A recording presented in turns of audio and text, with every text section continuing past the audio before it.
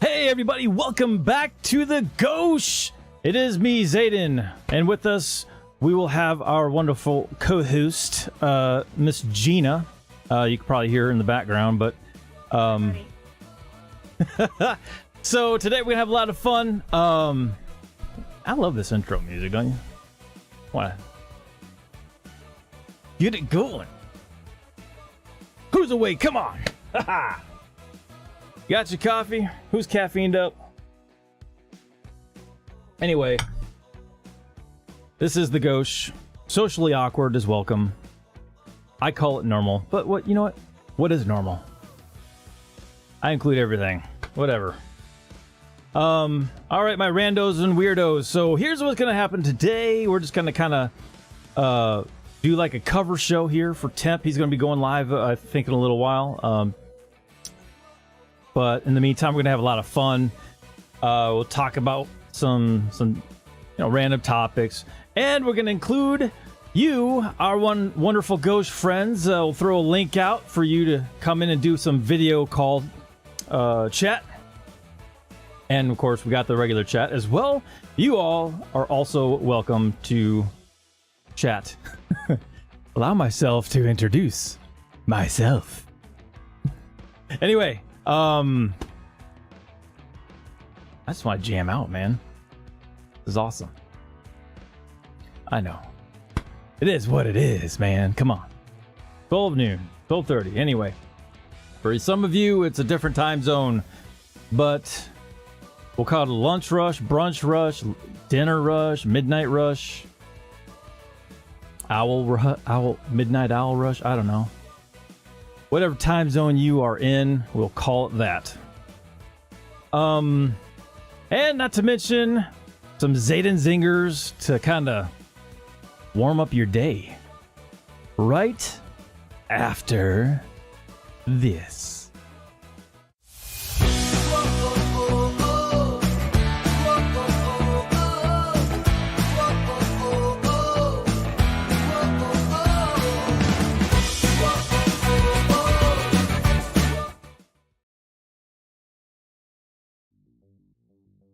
Hey everybody, so welcome all. This is my wonderful wife Gina with me today. How is everybody doing out there? Show me some love in the comments. So, some of you may know that some of the technical glitches that were going on last night were taking place. I want to first and foremost congratulate and thank you to Dragonfly Kisses. I know you're out there. You are the one that bursted the bubble with the Cash App for $10. Thank you so much. You are the first. Thank you. So much love for you. With that said, I think my camera's a little off, but did I do too much dancing and just kind of got crazy? So, and of course I see myself talking to myself in, boy, I'll figure that out too. Like, oh, I know how to fix it. Gina, there you are. Look, all you in your glory. So what I'm going to do is, I'm going to... There's me in the background. Up, everybody! Yep. On both screens. My wonderful co-host. Gotta give her some love. So I'm going to drop the link for you guys to come on in. If you want to show your beautiful faces, I am sending it to you now. Who wants to dare come into the Gauche video room? I don't know what nickname to call it. Nickname? For our video room. Oh, like the...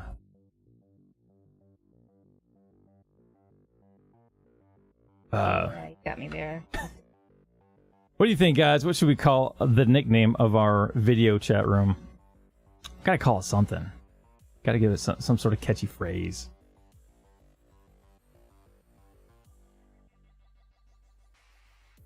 Comments. Need some more. Zaiden and Gina both give me a big smile. Such awesome people. Thank you for that. Thank you for that, Dragonfly Kisses. I think I just seen somebody come in. Let's see who it is. Hi. Miss Luck, welcome. Welcome to the Sorry, Gauche. I missed the stream last night, but I fell asleep 10 minutes before you started. It's all good. Trust me, I know there's some people out there that can't quite make the time frame. It gets a little late. Well, it got late because I watched Louis' stream, so I decided to try stay up to 5 a.m. when you started, but then I crashed at about 10 to 5. But I watched your stream this morning, so it was a good morning start for me. First stream of the morning. Thank you so much, Miss Luck. That was awesome. Thank you for coming in to join the fun today as well. Yes. I do like to say something about about the stream. Louis came in and talked about Rando Church. Yes. About how he's been kicking off. I've watched so many different streams, also where he has been on the stream. Most stream, he's actually been calm and nice.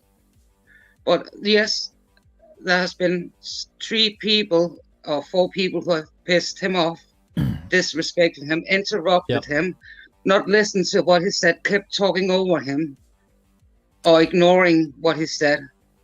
And that's when he kicks off. So when things, and yes, one ahead. of those guys is the so-called Ronnie guy, where things just didn't add up, where he was putting pressure on him, but he is all hard. And I don't think Louis should be afraid to take him on the stream, because it would be good for Louis too. And even Ryan Upchurch has his own Amber just recently. Not in the same way as Amber was towards Johnny, but has had same kind of problem with her. And you can say it's the same, almost, but not totally. But I just don't think he should judge Ryan Upchurch that hard as he did last night on your stream about being worried about him kicking off. Because as long as he shows the talk with respect. Yep. So here's how I look at it, Miss Luck. So I value everybody. When it comes to the Gauche, right? Everybody has their kinks and quirks, whatever you want to call it. Ryan Upchurch is a very passionate individual that wants to find out the truth. But aren't we all, right? So now, Louis is entitled to actually put this on his channel if he wants to. That's absolutely fine. I actually didn't have enough time to really kind of investigate a little bit, which is fine. So I had to really kind of dive into these videos just to kind of learn a little bit more about what's going on. So I couldn't really publish much last night. So I'm kind of following up with what you're saying. He was very passionate about what he was saying about Mel something or other, which I think he's also saying it's the other guy that you mentioned. It was Ikamel. And there was the caller to Ikamel's show. That was Ronnie, but which is a flag, false flag, as a cover story. And then there's Anime, who... Oh, hey, real quick. Sorry, my screen just changed. My bad, Miss Luck. So I have a hotkey where every time I hit enter, my transitions take place. So my bad. In case y'all just wondered what happened, that's what happened. So like, subscribe, notification bell. Thank you if you do. Appreciate anything you guys do for us. We do have a Cash App available as well. If interested, I will post that link as well. It's our link tree. Any donations obviously will help this channel grow, especially with equipment. I'm trying to do everything I can. I'm like, if anybody's ever seen the movie Major League, where you have, the rebel pitcher, but there's this dude that actually was in that, the final scene before he comes on in his epic entrance. There's this guy that the older guy that puts everything on that ball, spit and everything. I'm giving it all she's got, Skipper. This is my computer trying to give it all she's got. So bear with me, guys. I'm trying to get it to where we can stream efficiently. Obviously, it may take some upgrades. So any donations obviously are welcome. So sorry, going back to you, Miss Luck. I was transferred back over. My vision is wonderful. There we go. That is the Cash App screen in case anybody wants to know what it looks like. Excuse me, not the Cash App, the link tree. You know, the one thing I loved about Apple computers is that you can shake your mouse and find your cursor. And it's tough to do on this computer because it's a Windows machine. So anyways, back to you, Miss Luck. Sorry. So we were talking about Ryan Upchurch a little bit. Obviously, a lot of us are passionate about this case with Kylie. There you go. Kylie Rodney. So, yeah. So I know that there's a lot of mystery going on with this beef thing. And, you know, everybody's unique. If it's a beef, it's a beef. If not, then, you know, what it should be is everybody should be working together on this case, no matter what. Exactly. And we're all passionate. So let's see. Well, I'm going to it's a bit more. Sorry, go ahead, Miss Luck. Sorry. It's a bit more than a beef. It looks like Kamel is involved in the whole Kylie thing. This very source that when you go to the description of his channel, that he only does missing children's cases. It's been, if you scramble his name, the Kamel, you can get it to sell the kid or sell me kid, which then can translate into sell me kid. Okay. That's selling me the child. Okay. He knows about, he's a former hacker as well. So he knows about the technology also of how to Photoshop the license plate on the car. Oh yeah, that was that dude was on Lewis's channel the other day, where there's some cruisers that have that technology where they can scan the plates and then get the background on those vehicles, right? Yeah. So there's just many red flags about Kamel right now, and about anime as well, in that way that during a live stream when Ryan came on, she went and texted, and 2 minutes after, the so-called Ronnie guy called in. And it was like she was texting him, come on, call in now. And the way she has spoken is that she knows that she was actually at the lake the night of the party, or the so-called party, at a Mexican party. She has picture of that party, but those pictures are irrelevant because there's no one of, you don't see Sammy, you don't see Kaylee or Max in those pictures at all. She's a park ranger, so she knows, of course, the park territory very well. She not far from there. She also So was there any like feedback from that park ranger though? I mean, obviously the park ranger has, like you said, the footing for the area and knowing, you know, some of the small details, crooks and crannies of that area. Was there any feedback from that individual in this investigation? Well, Ryan actually offered her a guitar and wanted to send it to her on live stream. A real nice guitar she was really crazy about. That would but she literally wouldn't rock. give him her address to send it. Yeah, that would have been cool. If Ryan told me he was going to send me a guitar, even though I can't play, I would ask him, can you just send me a couple of your CDs instead? Because I'd rather have your CDs signed and send me those. And I will give him my address straight up. I wouldn't, you know, and I would say give the guitar to someone who can actually play it. Because it would be a waste of me having a guitar when I can't play a guitar. Hey, you can always learn, Miss Luck. YouTube University all day long. I have arthritis in my fingers. I will never learn to play guitar. I did used to be able to play a little when I was young. You might like bass guitar because the differences are, I mean, the transitions are nowhere near as much as it is on a regular guitar. So bass is a little easier because you're just strumming using your fingers. That's it.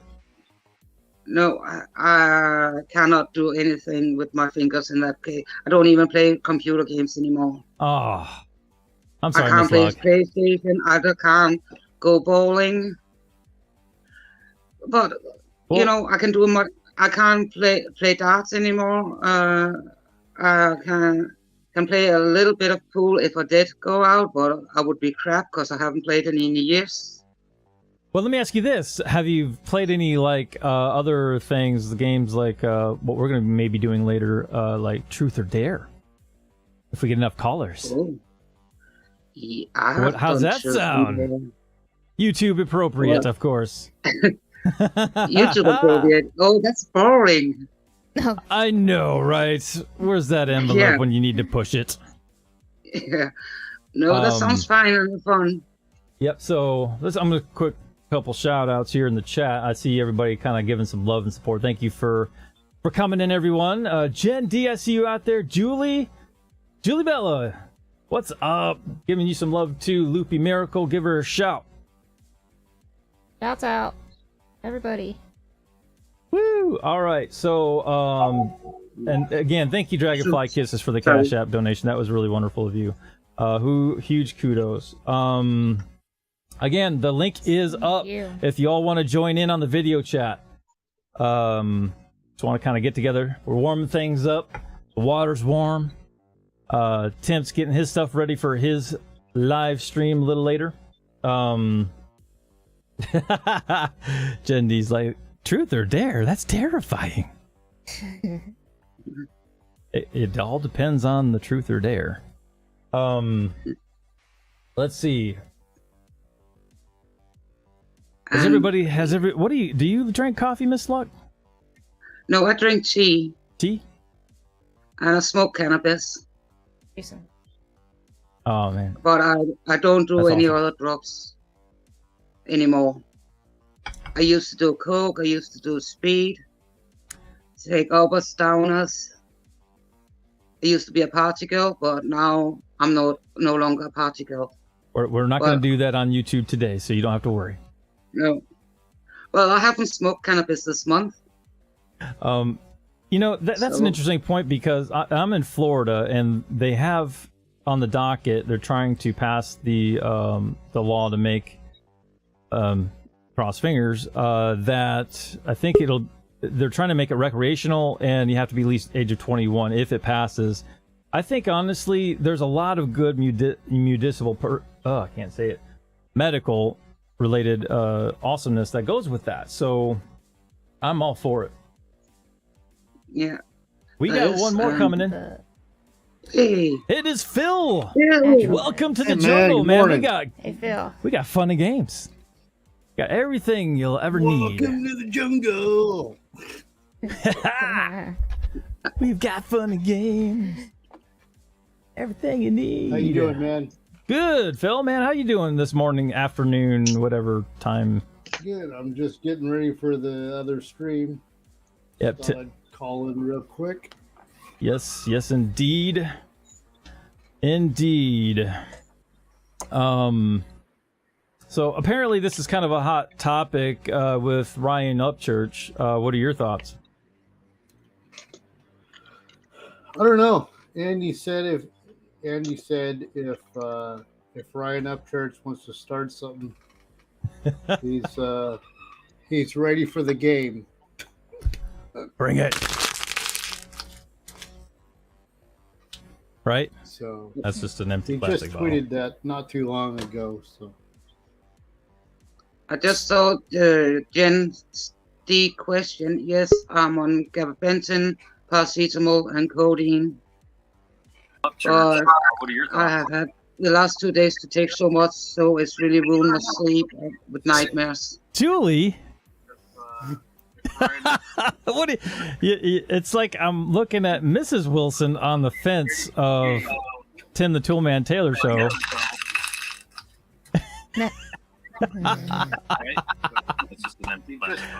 How you doing? I'm tired. Yeah, I think we're all tired. Yeah. We are so loopy right now. Gina messaged me and I told her I have to say I am so sorry. I just was out cold last night. I couldn't stay up.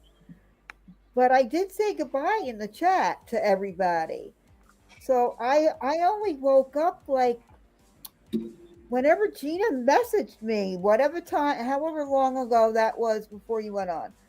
I need to get coffee. I need to like shower, do all that good crap and come back. So how long you, but I wanted to pop in and say hello. Hello. Oh, give her a but hello. I want to tell you one thing too, about the thing, The thing of the thing. yeah, the thing of the thing. When I was on chemotherapy, the weed helped me tremendously. Now, I didn't like smoking it because of the fact that it makes me choke and all that stuff. But my husband, ex-husband, I don't know what you call it, but it was a machine, and it went into the machine of some sort of vaporizer or something to that nature. So I smoked it, but I didn't actually. I can't explain it. Somebody Google it. You ingested the vapors. Yeah, something like Oh. that. I just know it. Or like I the know the hookah. machine It's a cost- vaporizer machine. Yeah, it cost them $300, and that's how I did it. But then this last thing, the last episode that I went through, I did edible gummies. So to help me get through that. So I'm all up for medical marijuana. That's all I have to say. Everybody have a lovely day. I'm going to try and get back as soon as I get myself looking halfway presentable. Bye. All right, Julie, thanks for Bye, joining. Julie. Jumping in. I think it's, yeah, the different strands too. Like with it being approved in medical, then you can know which type you're using. Because I've had a hit and miss experience when it comes to helping with some of the medical conditions.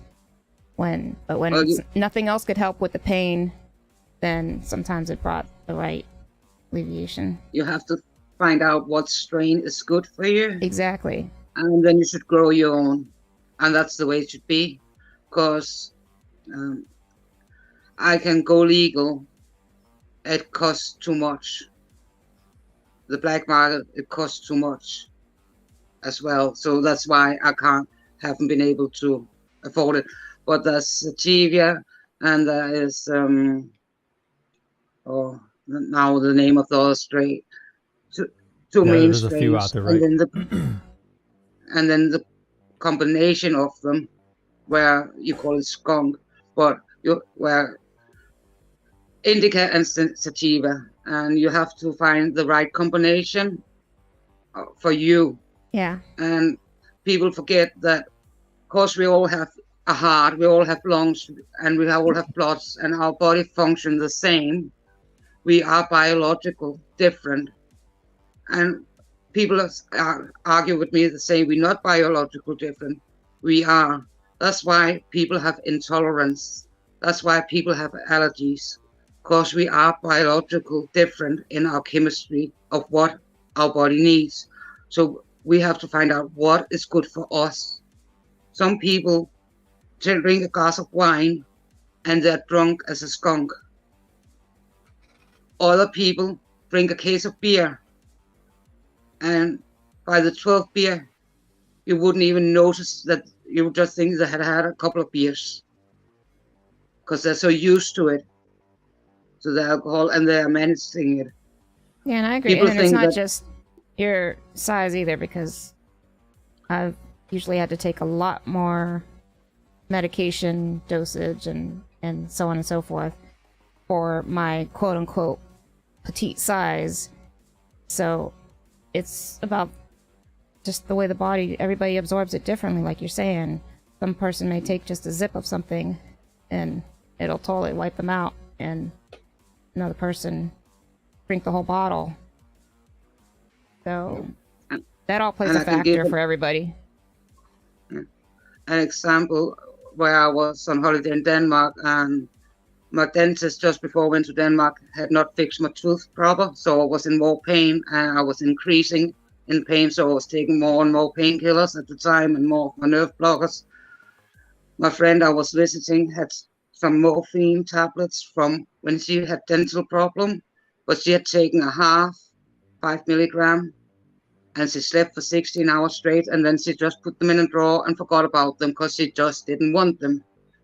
But she said, because she saw how much pain I was in, well, can you use them? And I said, yeah, sure, love to. And we were sitting gaming on each laptop, and I said to her, I'm still waiting to sleep 36 hours. And she looked at me, you took one. I can't even see it that you took one. I thought if you took one, I would at least see you either get high or fall asleep. And I was just sitting there normal, because finally I was pain-free. Finally, I was back to a normal pain level. But of course, if you take morphine and you're not in pain, then you get the high. If you're not used to more codeine in front to control your pain, then you get high and get the rush out of it. But otherwise, it just controls the pain. So let me get you guys' opinion on something. First of all, has anybody even seen the show Dope Sick? No. Nope. It's about I the heard about it, but but I Michael haven't Keaton. seen it. was it Hulu? Yeah, it's a Hulu. It was a Hulu show, Hulu and original. Michael Keaton was on it, and it was really highlighting on the opioid crisis, which Purdue Pharma was the highlight of this drug that got to be an epidemic, which was highlighted to be, the solvent of all pain issues, right? So what ended up happening is it was a multi-billion-dollar company that they said, okay, let's see if we can't get everybody hooked on this drug and get as much money as we can. And when they're actually promoting, if they take it as prescribed, it's with their coded or with the coding supposed to be one of those that dissolves over time thing. Anyways, it was a good show because it kind of highlights on the whole pain thing, and I only say that because that's what it reminded me of, for one, because I'm all ADD and I see squirrel every time something happens in my brain. But yeah, I think this is an interesting topic because I think cannabis is, in my opinion, a good avenue for pain-related issues, especially for pain. And of course, there's other obviously ailments too to help along with like cancer patients or any other other ailments that are, what do you call it, like that happen, the long-term chronic, thank you, chronic illnesses and situations. So I am a big proponent for that kind of healing medical power. So now opioids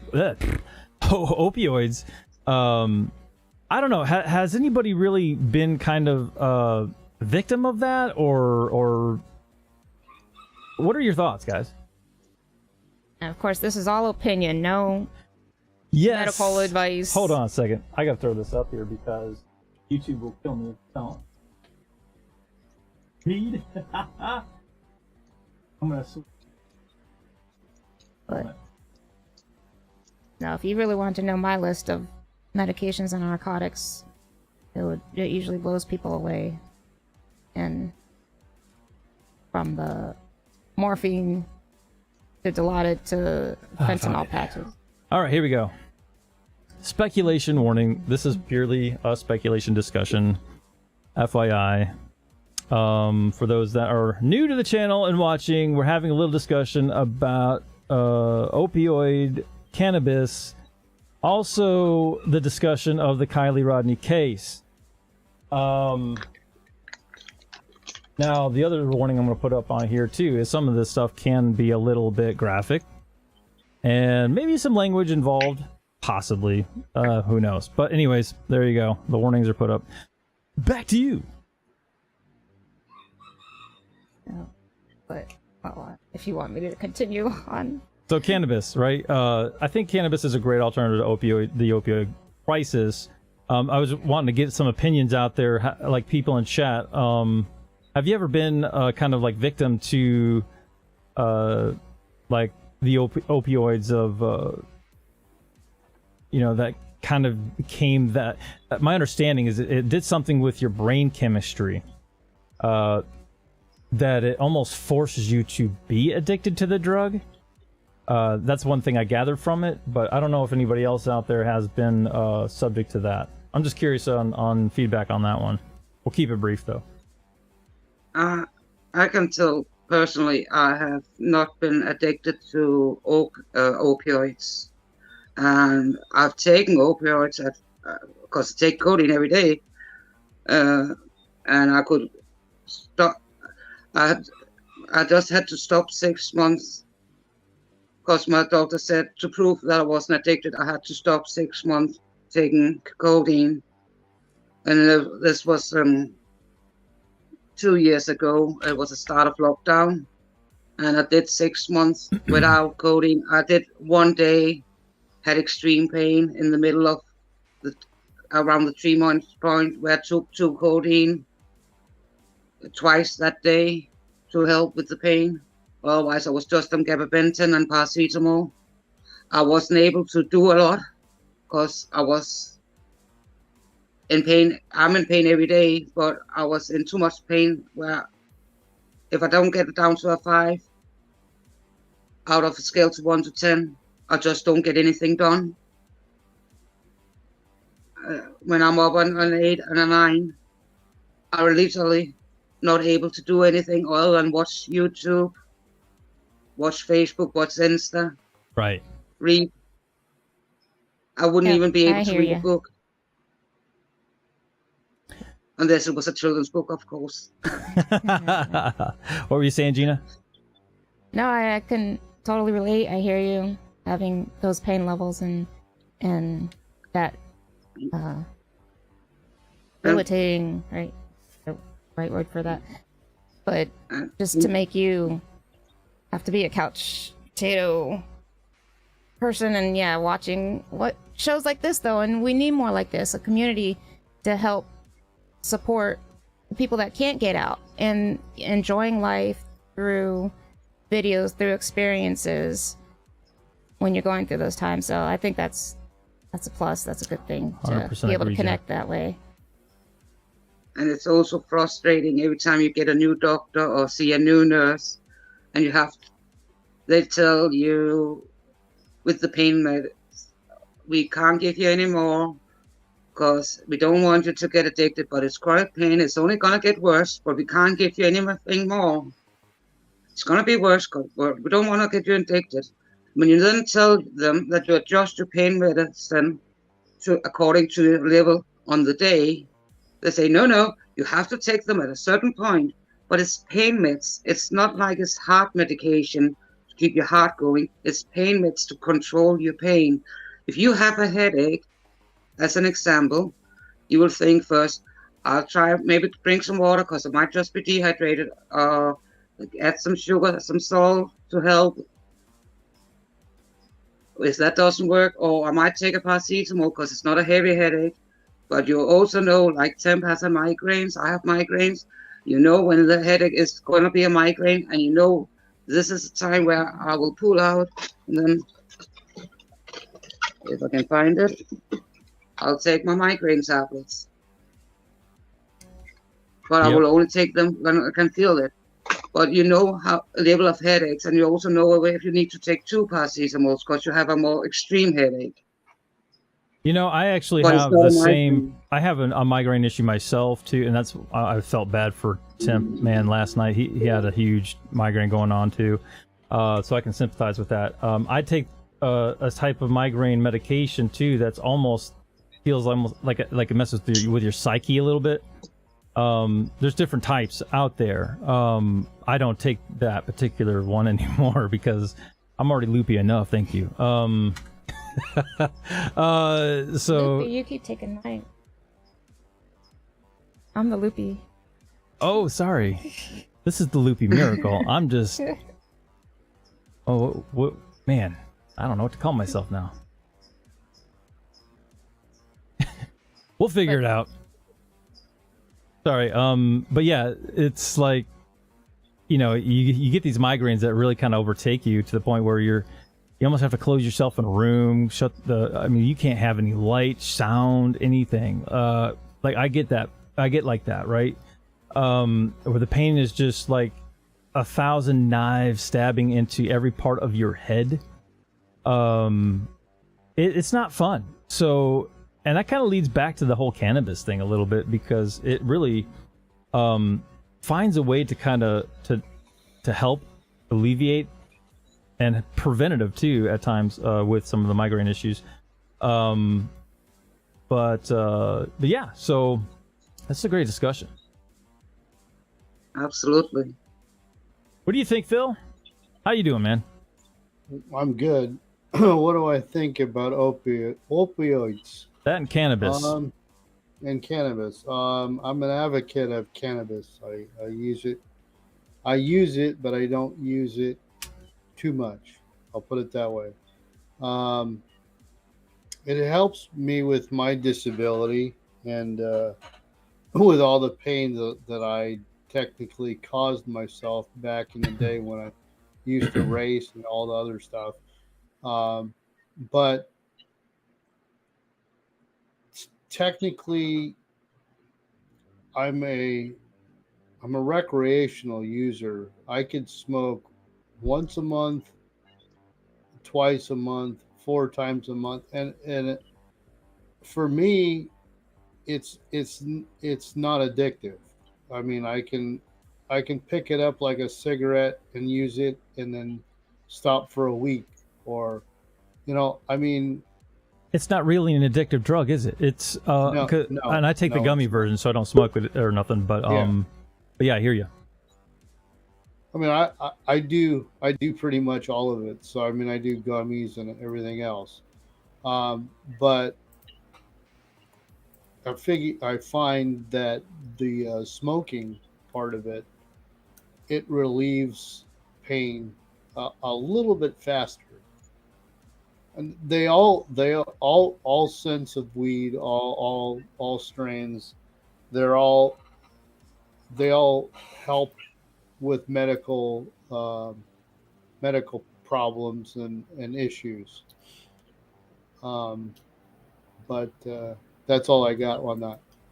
Thank you, Phil. Yeah, that's I want to hear more about this racing. Well, race. Oh, we had Jen come in, and then Jen left. Can I just say something before Phil talk about the racing? Go about ahead. The cannabis, to what Phil said.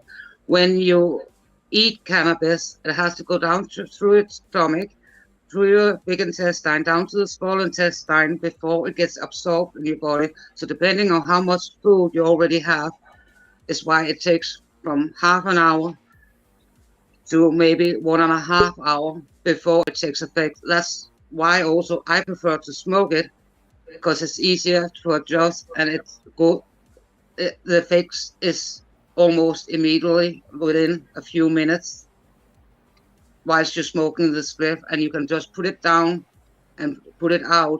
You don't have to smoke it all in one go. You don't even have to use big skins. I only use small skins. And wouldn't you eat that before you would have a meal, or do you have it like during the meal? What would be the best recommendation there? Well, if you want it to take effect, then you should eat the cannabis before the meal. That's what I was figuring. Interesting or discussion. within the meal, because Hey, you can cook Lisa. with cannabis, Hey, of Jen. course. Welcome, both of you. Hello. Hey guys. Hello. What is going on? Lisa, how you Not doing? much. Like, I'm good. I'm good. I was just curious as to where this conversation was. I wasn't on there from the beginning, but I did come in when you asked Phil like issues or opinions about cannabis and opioids. Yeah, so So, it was the pain crisis that, and of course I brought up a show we were watching, me and Gina. It's called Dope Sick with Michael Keaton on it, which highlighted a lot of the Purdue Pharma that actually created this whole epidemic in the first place for opioids. yeah. We were talking about cannabis as kind of like that alternative solution to help with some alleviating some of the pain, especially chronic. But that's where we kind of had a discussion as far as that. So I can attest to being basically forced to become addicted to opioids. So I was in a car accident when I was 26 years old. I was T-boned. I was in a small car. The lady was driving like a big Chevy 2500 truck, and she pushed me across like the whole intersection, and I suffered side impact whiplash. So basically, the car accident gave me scoliosis. And from that, I also hit my head really hard. And because of how my head hit the door frame and stuff, it basically made my skull not sit properly on my spine anymore. Oh, wow. And so I have really bad neck pains. And I have really bad like mid and lower back pain from this accident.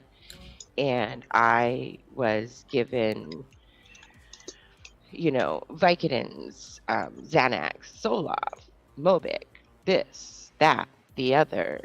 I was giving, regular pain pills. I was giving muscle relaxers. I was giving like this stuff called Xanaflex, which is basically like Xanax and Flexerol put together. And they were telling me I needed to take all these beautiful cocktails together. And, I don't know if I was, I'm just going to say that there are years in my life where I know I did these things and I know I had fun, but I heard I had a great time. And that's the best way to describe those 2 years of my life where I was pushed onto the pills to get better for this. There was a point in time during that where I was taking anywhere upwards of 1,200 milligrams of, what was the stuff that, what was the stuff that I really like that I hate now?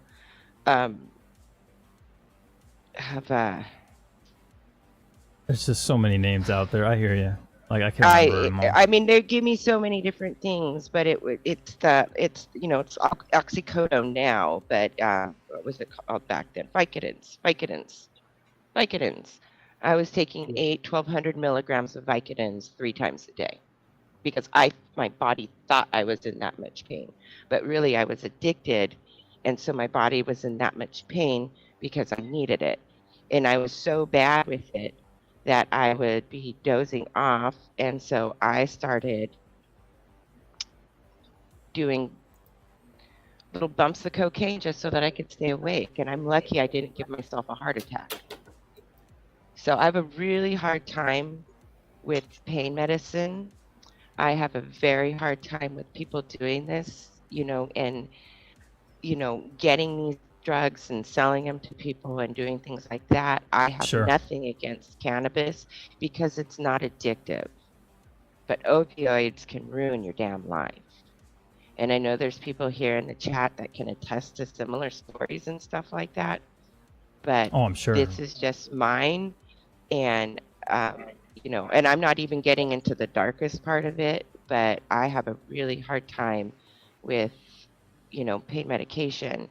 And like, to the point where, like, when I had to have my hysterectomy, I was terrified to go home with medicine. I was like, I only want to take ibuprofen. I only want to do this, you know. And they're like, well, you're gonna need more than that, honey.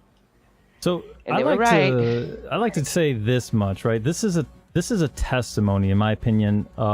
When you go through something this difficult, everybody, this is important in a way because it kind of tells a side to something that happened that you survived through, but it's in a way it's healing, and it's, in my opinion, I think it's a miracle, testimony miracles, I will call it that. Kind of like I said here with Gina, she's a walking miracle herself. So this is powerful. So thank you, Lisa, for sharing your experience. Yeah. Absolutely. No I problem. think it's important. No problem. I mean, I'm not trying to go on a tangent. Sorry. Hey, we got talking about opioids and cannabis. Well, and you whatever know, else. I just, you know, I walked into it and I was like, oh, I've got an opinion about opioids, you know. F that S, man. That's what it is. So, so yeah, no, but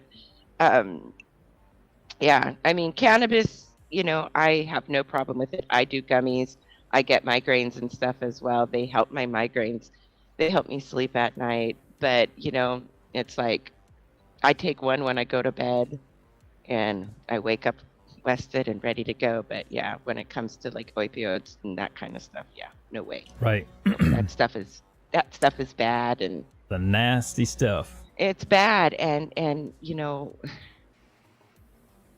it's like they want to keep you on it, and that's where it upsets me. See, that drives me nuts, and I might even shift this a little bit into the pharma, like big pharma, right? So, oh man, this would definitely make some pharma people cringe when we talk about it. But if you think about it, there's so much that in itself is an epidemic because they're pushing so many drugs that they want to make money off of. And I think what I think is a lot of these drugs are getting pushed onto the market, and FDA, and it's been proven through big like Purdue Pharma that there's someone bought on the FDA board to push their product to make it FDA approved, and then they scoot under the law and get away with this stuff. And I think that in itself is if we can tackle that somehow, it would definitely trickle down and help us out because we're the ones that get affected by this.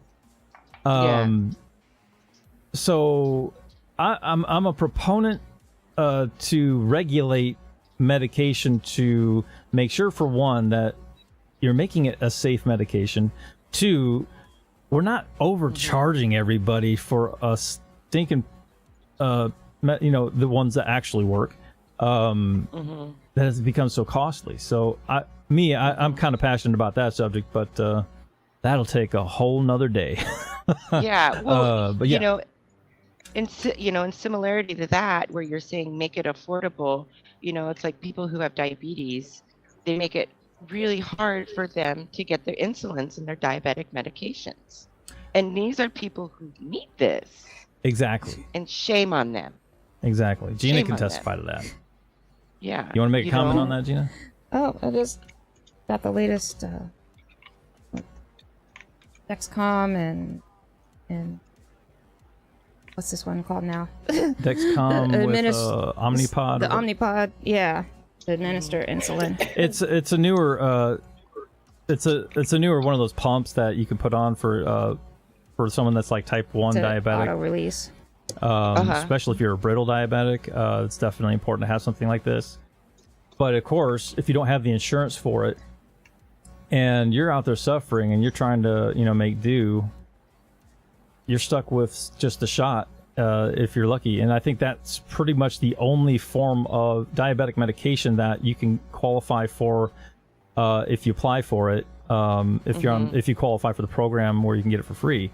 But and that depends on the location and who the the manufacturer is. So if you're not insured and you're a diabetic, man, that's rough. Yeah, I can only imagine. And it took going into the hospital to get this one approved, because right before they had denied it, but thank God our insurance finally did cover it. It covers quite a bit for everything that is needed, prescribed. But there's a movie on Netflix right now. I think it's Purple Heart, and it touches a little bit on a young girl being type 1, I think, diabetic, and having to deal with insurance and treatments and stuff. But I was also going to say, back to the opiates, like the pain that I had for a dozen years and none of the medications work would, like she was saying earlier, maybe bring it to a 5, but most of the time be well over 10 pain and try to function daily with it. And no matter how much they increased or what they changed the narcotic to, it just didn't help. It didn't work on that pain. So that one was a miracle. That was all God when that pain alleviated. And more recently, from the diabetes type 1 and possibly some of the arthritis and lupus, it causes more of the nerve pain. So again, we're looking into other resources of what treatment to use to help this pain, since my body's pretty much resistant to a lot of meds anyways. And that's where, the more natural stuff would make sense a lot of times. And you don't have the same addiction, or your body takes you just find the right one, and there's more different strands to use instead of this man-made combinations that just a lot of times don't do anything. Yeah, exactly. Welcome, Temp, to the chat room, by the way. Thanks. Hey, Temp, how you doing, man? Thank you. Hey, what's up, brother? Gina, you're such an amazing person and such a strong person, and you're an inspiration, and I really admire all you've been through, and Zaiden's been through. Really, thank you for all you share, and it is inspirational for people who've been through something similar, or have loved ones going through something similar. So I wanted to say thank you. I really wanted to be here more today, but because of everything went on last stream and whatever, migraine and all kind of things. How's my head is better, but my time, that's what I need. I need some more time in a day. So but true. I mean, if you guys, I love you. I love your channel, dude. Zaiden, Gina, both of you are doing amazing. I mean, I'll be late, probably could be even an hour on my stream. So, if you just want to go ahead and enjoy it, take that time. Feel really free. I mean, just keep us posted, man. My vision about our community is that one success is everyone's. That's my vision. Amen. Yeah. Yeah. So of course. Yeah. Take your time, get ready, and when you're ready, just post and chat like you're ready. Yeah. It's all good. We're all friends. As I'm saying, one success is everyone's. We love you. Right. And did you get to 50 subscribers, miss? No, I'm on 15. Okay, we'll get you there. It takes progress. Right? Yeah. Yes. Yeah. I didn't mean to interrupt your story, Gina. I mean, that was an amazing share. Thank you. Really, thank you so much. Thank you, Zaiden. I mean, absolutely, man. You're welcome anytime. You're both such an inspirational couple. Really, really. I mean, Thank you. After what I've been through, it's hard to, get out of that funk. But you really uplifted my mood about those things, and restore a little bit of the hope, like the optimism that was lost in that old drama. So thank you. You're You're amazing. Really. You just saying that encourages us right Yeah. back. Yeah. Well, It's inspiring. All the better. All Same. the better. Likewise, You know. man. But yeah, like Temp said, I mean, we're a big community. We're here to support each other. So I mean, take your time, Temp, if you need to. But just let us know when you're ready, bro. We'll come on over. Sure thing. Sure thing. And I love you, everyone in chat. Yeah, Reek, Jen, Dragonfly, Vaughn, Kathy, Tammy, Brandon. I don't know you, Brandon. Nice to meet you. Yeah, everyone. I don't know who else is there, but I'm sure I know Tim. your name. Yeah, of course. On here is our fabulous Lisa, Jenny, Miss, Phil. Love you all. Amazing people. Such an amazing community. And I really Yes. hope our little tight community can be even more cohesive, you know. We can know each other as people, as human beings, and connect on a deeper level. And as we grow, I want us to be able to share with each other and be more understanding of each other, you know. Because that's how I see you, Zaiden, Gina, everyone here is like, you know, we're not only like people who know each other through YouTube. I see you as friends. I see you as people who inspire me, as people who are unique, you know. You're not just a name on YouTube, and that means a whole lot, you know. And I know I'm not that for a lot of the people here, so it's inspirational, and I believe in what we're building together, Zaiden. Likewise, and I really man. hope, yeah, that will go to the next level at some point. And I just want everyone to know I will never fight Zaiden over 30 minutes of airtime. Okay. If you see that, I'm pranking you. I won't do it, but What do just you call know. it? Digging? Yeah. I mean, It's all good, brother. Zaiden's awesome, and as I said, we love each other. Yep. It's, Absolutely, man. No problem. Love you too, bro. Yeah. Okay. So, Sorry. no, it's fine, man. You're welcome, obviously, to stay on if you want, or if you want to, if you're busy, obviously, I'll we'll understand stay that on too. in the background if that's cool. Sure. Yeah. All right. Well, Jen, I see you. Can you hear me? Can you hear us? I can hear you, but can you hear me? We can hear you. Yes. Ah, okay. Hey, She's a what's mermaid today. She's How in you the doing? water. I tried to stop the mic or something. I don't know. I kicked myself out. Going back to this drug tablet thing. The problem is it's the doctors and pharmaceutical companies because they're all in cahoots with each other. And it's at the end of the day, it's all about making money. So the more medications they can put you on, the more money they make. For example, I mean, I can't speak for how things work in other countries, but when I used to visit my doctor, he'd literally have a script written out for me before I got through the door, and which I thought was quite insulting because he got no clue why I was there. And I forgot what I was going to say. Sorry, I got Doctors very are cocky pushy. It makes me. That's a good point you bring up, Jen, because and that goes back to that show we were watching. Those Well, salespeople pushing it to the doctors too. there. Yeah. Because they're all working together. I did a lot of research on this.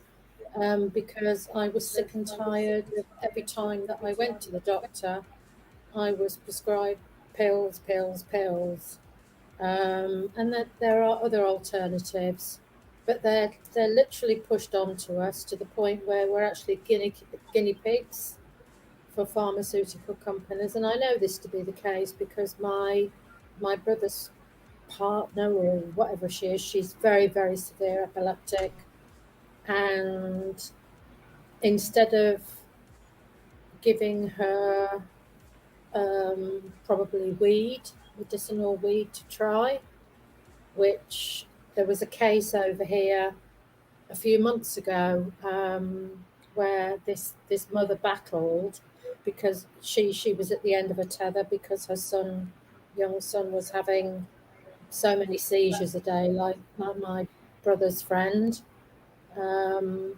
Literally, he couldn't be left alone for a minute. And they tried him on weed, and it worked. And they refused to actually prescribe it to him, because you can get it here, I believe, but it has to be via prescription. As Miss Look, I think, can confirm. And Yes. she ended up having to go through numerous court proceedings to get him, prescribed. I mean, I would never try it personally, but from the research, because I do a lot of research on stuff since my health deteriorated and the disease I've got. I have done my own proper research because I've done that, I know that my doctors can't help me, because basically they're trash. I even went to see a top German professor who'd written a book, who's supposed to specialise in thyroid issues and autoimmune, and he was shit, and I paid a lot of money to see him, and I ended up teaching him things that he didn't know. And I'm thinking, well, hang on a minute, you're the top dog here, you've written books, you've done more research. Anyway, that's by the by. So in the background, as I say, the pharmaceutical companies basically work in cahoots with doctors, and the more pills they put on you, the better for them. Because at the end of the day, all their interest is in money and profits, which at the end of the day, if you've got a business, that's what it's all about, making money. Right. There are other alternatives which people can try, and I don't know whether they have. For example, acupuncture.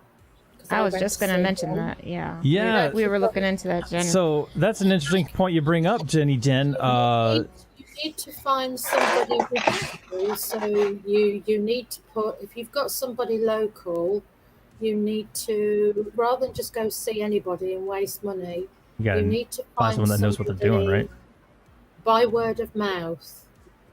Because at the end of the day, if you go on to, whether it be Facebook or whatever, look for somebody locally, a lot of these reviews are fake. So you have to do your homework on it.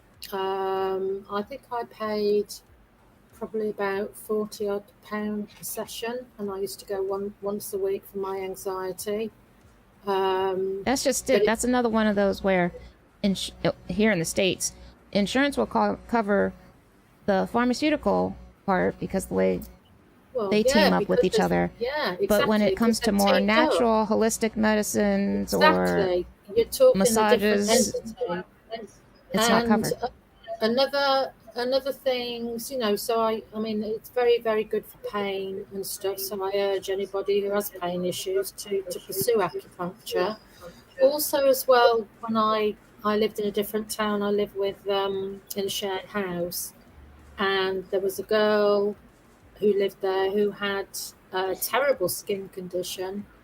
But when you look at her, you couldn't. And I said, well, what are you talking about? Your face is clear. And she says, well, the reason for that is, she says, I go to see a Chinese herb specialist. Now, at the end of the day, when you think about it, many, many years ago, when time first began, there was no chemical tablets around. Everything was natural, and those natural plants are still available. And what she would do, she would go and see this Chinese holistic guy. He would sit her down and take all of her symptoms. Basically, he'd work case by case, and he would actually create a natural herb recipe for her condition. And what she would have to do, I mean, she showed it me. She bought a huge bag of all these what looked like leaves and branches and everything else, and she would literally have to boil them up in a pan for about 2 hours and then drink the liquid. I mean, the stink throughout the house was unbelievable, but it worked. So at the end of the day, pharmaceutical companies are there to ply us with as many tablets as they can. It's all about profit margins. The more people they have hooked on medications, the better for them. They're not interested in the likes of you and I. They're just interested on how much profit they can make a year. And the doctors are working in conjunction with these people. So all I have to say is basically pursue natural things like acupuncture and find a good Chinese herbalist and try that, because you're not going to lose anything by trying. So that's Amen to that, Jen. I'm stuck on certain medications for the rest of my days because they're too addictive and I suffer too much to even try to come off them. But the disease I have is controlled mainly by diet and supplements. But that doesn't work in every case. But as I say, please do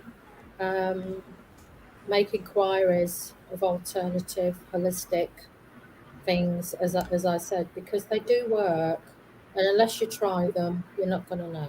100% agree, Jen, and that's something that it brings to an interesting point is holistic medicine, where Gina and I have, especially for her pain issues that she's been dealing with too. So that's a great point. We explored that avenue, and cannabis being another avenue where it's not a hooked on type of drug, but acupuncture is actually something we're looking into as well. I think that's actually, in my opinion, I think that's a great alternative. The lady I used to go to, she also gets a lot of patients of women that are having problems getting pregnant, and just 2 or 3 sessions.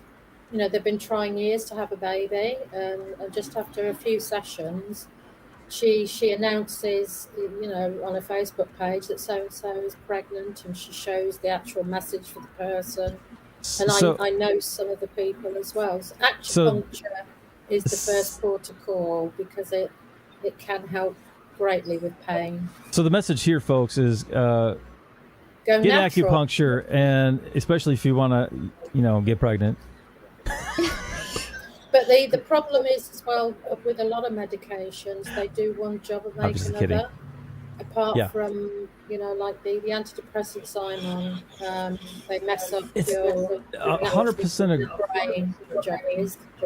You kind of hit a nail on the head there too, because there are some of us here that deal with that, and acupuncture is actually helpful in this area. Who here has actually had acupuncture so far?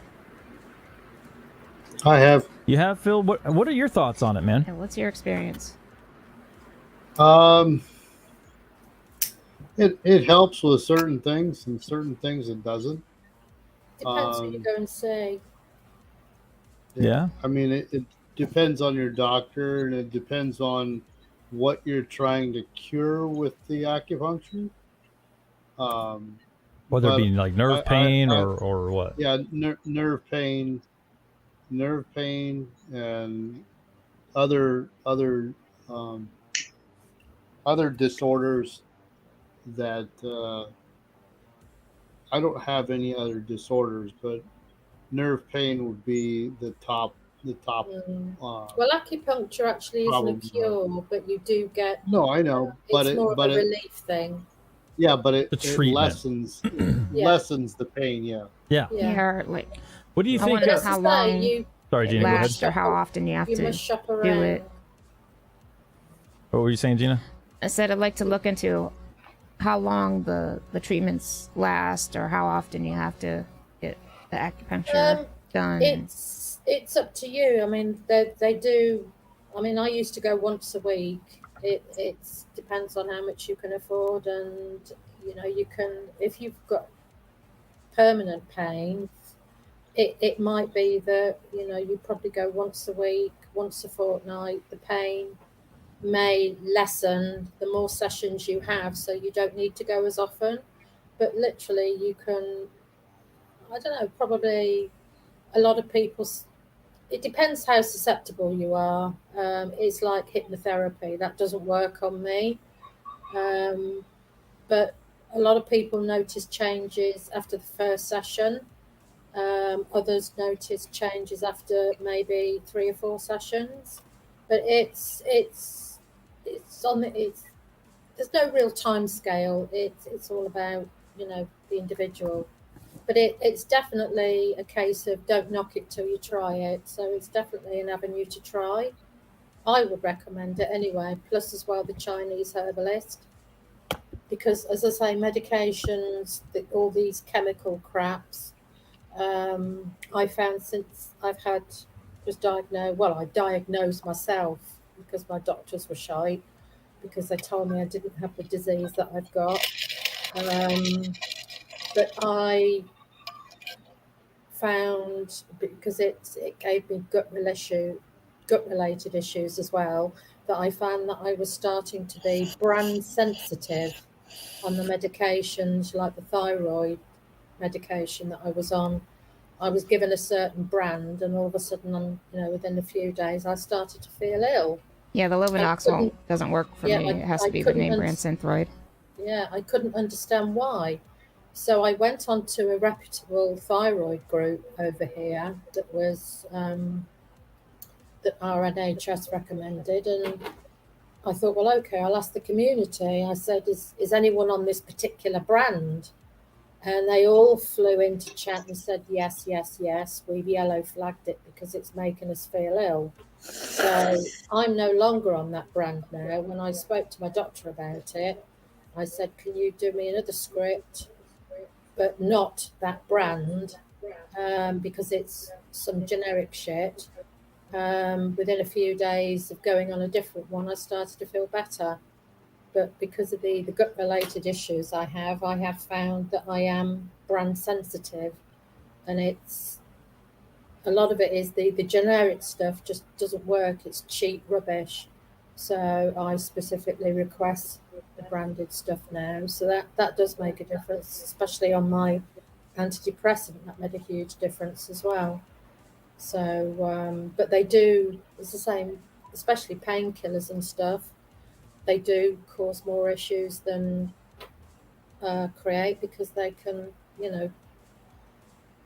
if you don't take them properly, like with lots of cold water, they can affect and burn your esophagus. Because a lot of people will take their meds with hot drinks, or they just swallow them and won't take them with liquid. And that then basically starts burning your esophagus and causing other issues, and especially on the lining of your stomach. So if you can go natural, give it a go. It might not work for you, but don't knock it till you try it. So that's enough for me. Awesome. Thank you for that. Go ahead, natural, I'm going to throw a Proverbs out there that I repeat a lot. Proverbs 17:22. A joyful heart is good medicine, but a broken spirit dries up the bones.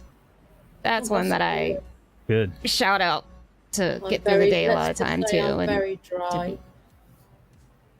Be happy. Speaking of dry, why don't we just go ahead and kick off our Zaiden Zingers with our first one of the day? What do you say?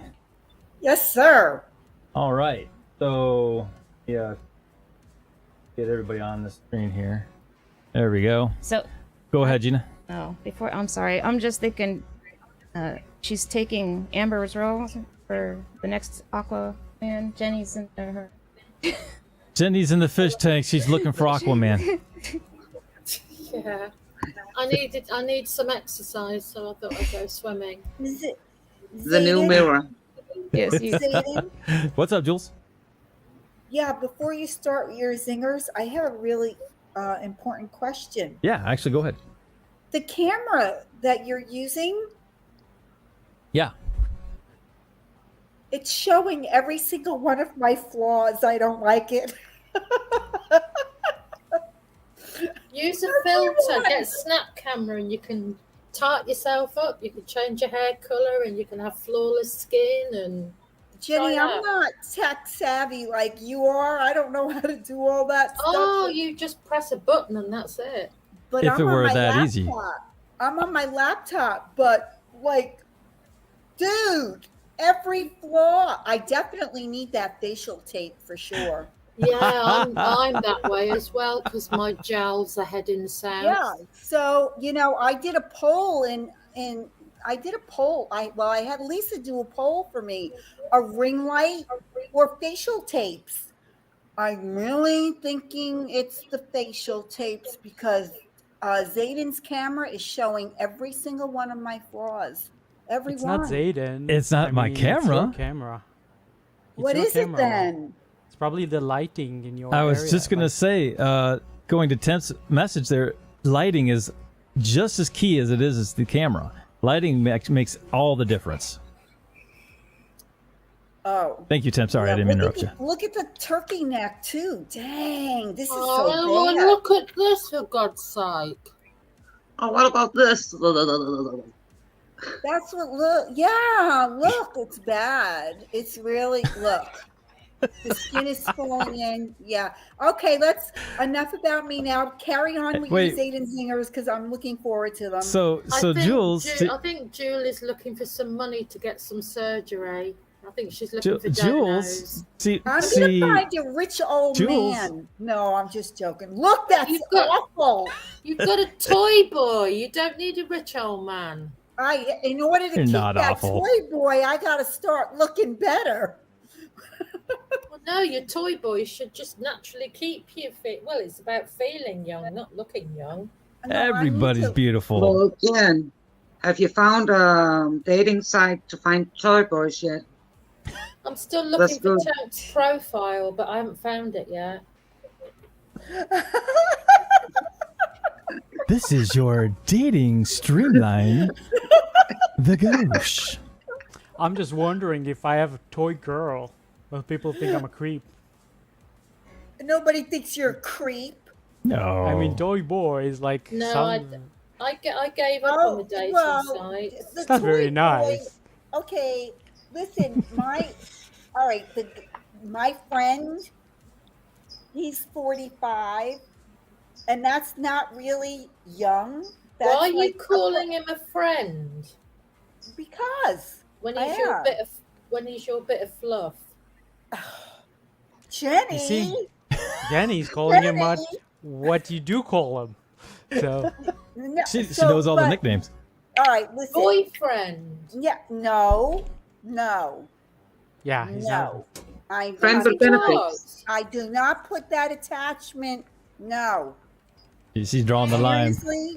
No. I mean, we just put her in a very uncomfortable position. I was just making a remark about I don't think any gender should be called like toy boy, Yeah, side well, girl, okay, but things but like it's that. just I mean, it's funny. two people can do whatever they want. Just Yes, respect but what each I'm other. saying, That's all. Temp, is that at age 45, he's quickly approaching middle age, correct? So you wouldn't think it. You wouldn't put the term boy in general on him.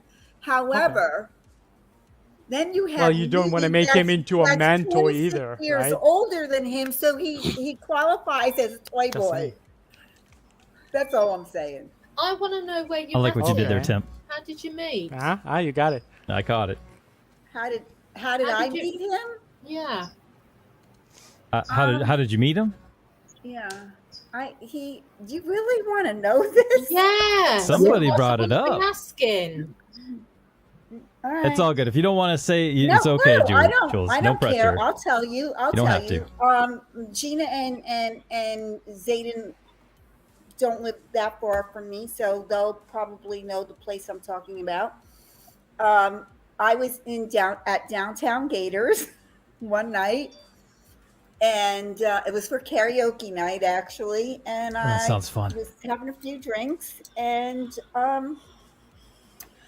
this black and white biker group showed up, and I kept, doing this final, and he stood out. He's 6'4". He was like the biggest out of all of them. And I went up to the bar.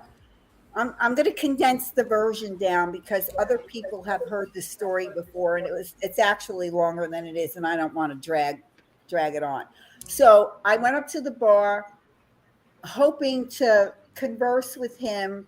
He's giving me side eyes. I'm giving him side eyes, but it's the other guys that actually conversed with me, and he never said a word. After 10 minutes, I'm like, yeah, he's not interested. And I went back to my group of people, sat down. About, I don't know, a little bit later, when they were finished with their beers, they all left. The following Sunday, I'm at Burt's, which is a Harley Davidson place, and on the weekends they always have free concerts and free beer. And so I went, and I was walking across the parking lot to enter into the service entrance, and I see on the one side of me one of the guys that was with him the Sunday before. And he nods at me, and I just nodded at him. But then at this side, I see this huge looming shadow coming at me, and I turn around and look, and he's pointing, and he goes, I remember you. And I said, yeah, I remember you too. You totally ignored me last week. Long story short, we went inside, got a beer, and he said, listen, before we go any further, he said, I kicked myself in the ass for not talking to you that night. And I swore that if I ever saw you again, I was going to get your number. And he handed me his phone, and he said, can I have your number? Oh, that's cool. And that's how that happened. That's cool. That was 2 years ago, little over 2 years ago. But no, there is no attachment. Just, there is no attachment. That's awesome. We're very close friends. Very close friends. For nefarious reasons, as you would say. There's a gray area. Miss Luck called me out on it, so what can I say? Miss Luck called me out. Oh, blame me. Yeah. Well, don't worry. I'm the black sheep, and I'm used to it, and I got white shoulders. So I don't care. I don't care. I'm a grown-ass, old-ass woman now, and I could do whatever I want. I put my 27 years in. I could do whatever I want now. I don't have to be accountable to anyone anymore except myself. And I'm learning with my core group of people. Y'all know who you are. I don't have to call you out. I've avoided finding anyone else for, I think it's about 18 years now.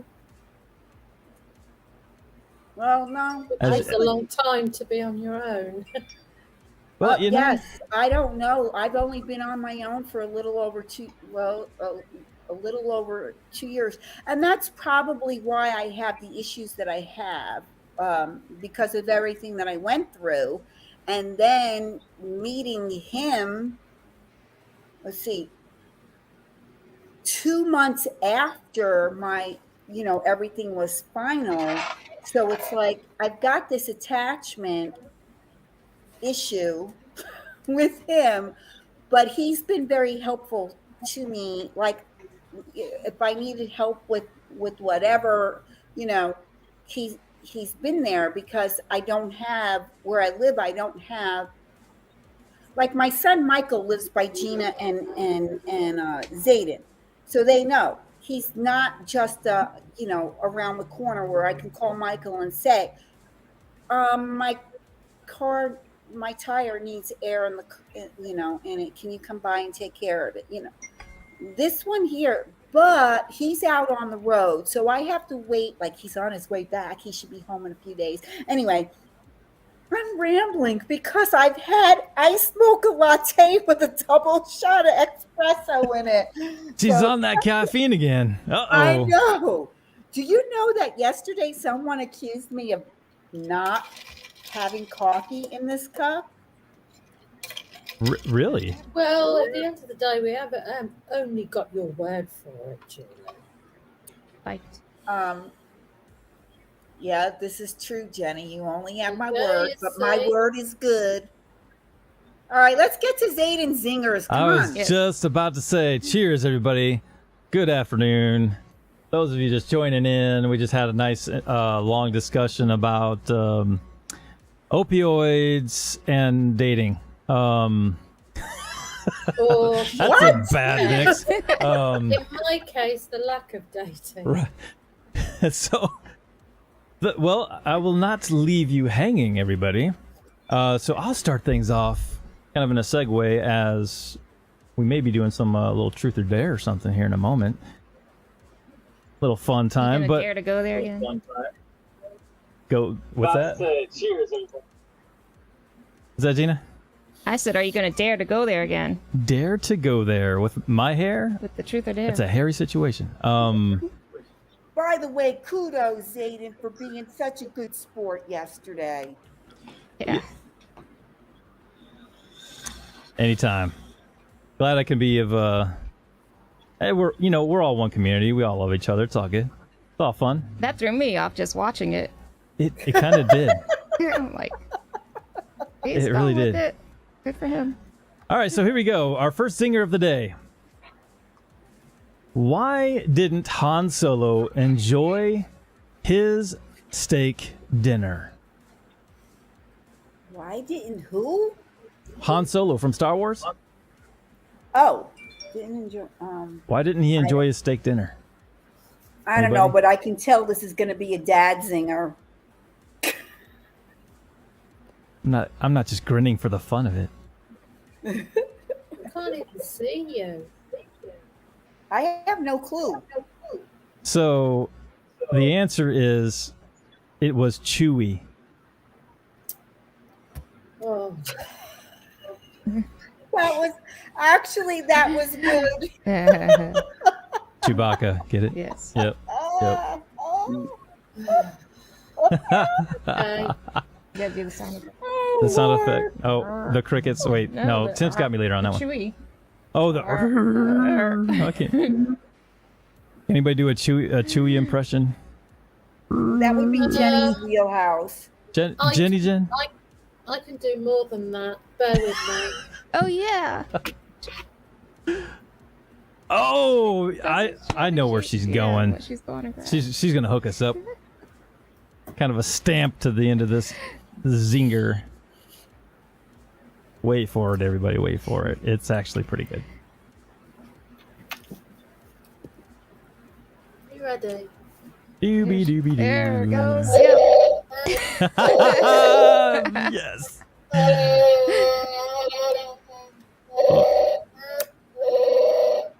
The steak was chewy. Oh. How fitting. Way to capitalize on that. Thank you, Jenny Jen. Or Chewy Jen. That was awesome. Who wants another? I'm down. You want another? Go for it. Y'all want another? Zaiden Zinger number 2. I was addicted to the hokey pokey, but I turned myself around.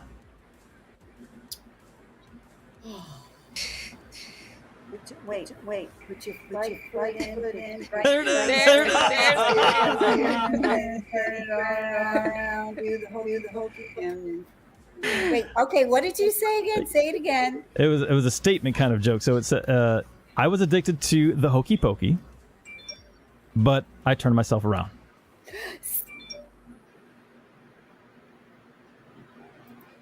That's why I was saying Crickets. I know it. Like the tune just kind of comes into your head. Yeah, that was a sandpaper moment. Thank you for the crickets. I'm here all day.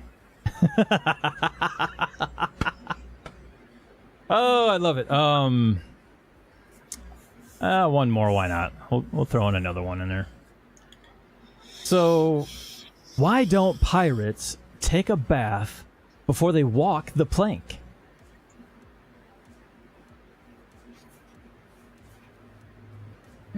Nobody know?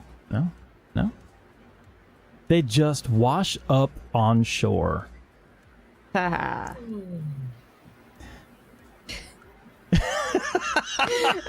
Whoa. Whoa. Tim's like, man, I don't even know if that deserves crickets, but hey. Why did the golfer bring 2 pairs of pants? You said why the golfer didn't bring did bring 2 pairs of pants? Yeah. Why did the golfer bring 2 pairs of pants? In case it got a hole in one.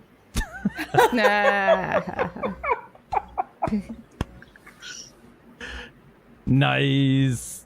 That was good, Jenny. That was actually really good. Why did the bike fall over? Why did the bike fall over? Because it was too tired. Oh, too tired. I get it. Why do you need a ladder when you go shopping? Why do you need a ladder to go shopping? Yes. I don't know, Gina. What do you think? I'm really bad at jokes. Me, yeah. I'm there with Why do you need a ladder to go shopping? What's that? Because the price is so high. Oh, that's good. Oh my God. That's good. That's good. That was a good one. What's oh no. Why do you need a car door if you go to the desert? Why do you need a car to go to Odessa? No, why do you need a car door if you go to the desert? Desert. Oh, a car. So you can roll the window down. Why can't your ear be 12 inches long? Because then it would be a foot. Oh man, the crickets are getting populated in here real quick. I love it. This is awesome. Let's see. Might have another one here. Here we go. A turtle is crossing the road where he's mugged by 2 snails.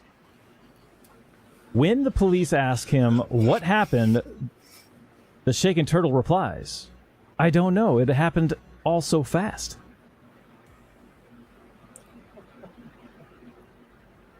Yeah, really. I don't know. Turtles, snails are slow. They said it happened so fast. Oh, Lord. I'm getting an echo. Anybody else? Someone's got their Yeah, I'm getting speakers an on. echo too. Someone's either got the speakers on or an additional mic on. But anyways, everybody enjoy that sandpaper of a dad joke? It's like, how dry can we make it? Well, what's the best way to burn 1,000 calories? What's that?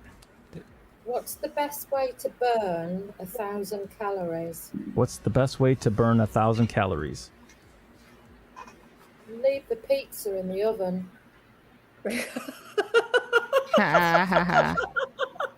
That was good. I like that one. That was good. Why don't I'll give it. Why don't eggs tell jokes? Who was laughing like that? Was that Lisa? No, that was me. They crack each other up. Oh, nearly. That was a really.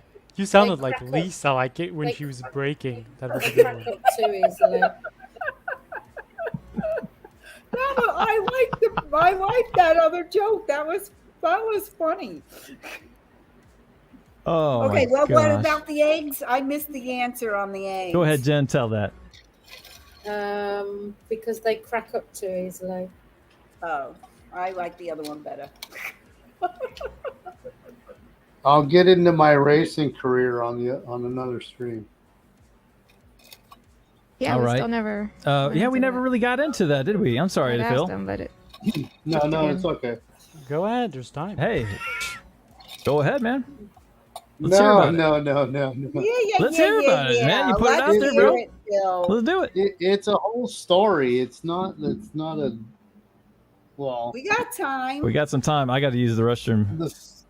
the story is this. I had been at several different events over the years of drag racing. I started going. My dad started taking me at about 6 or 7 years old. I was in the stands, and I said, I want to do that one day. And my dad said, "Well, you have some roadblocks." He says, "You're mildly disabled, although you can walk. You, I don't know if you can get out of the car fast enough, going at that rate of speed, which is, I wanted to go for the top when I was racing." He said, "No." He says, "You have to start at the bottom and go to the top." So I started, super stock racing, but I mean, over the years, I started racing when I was 15, and I started in a very, very, very small car.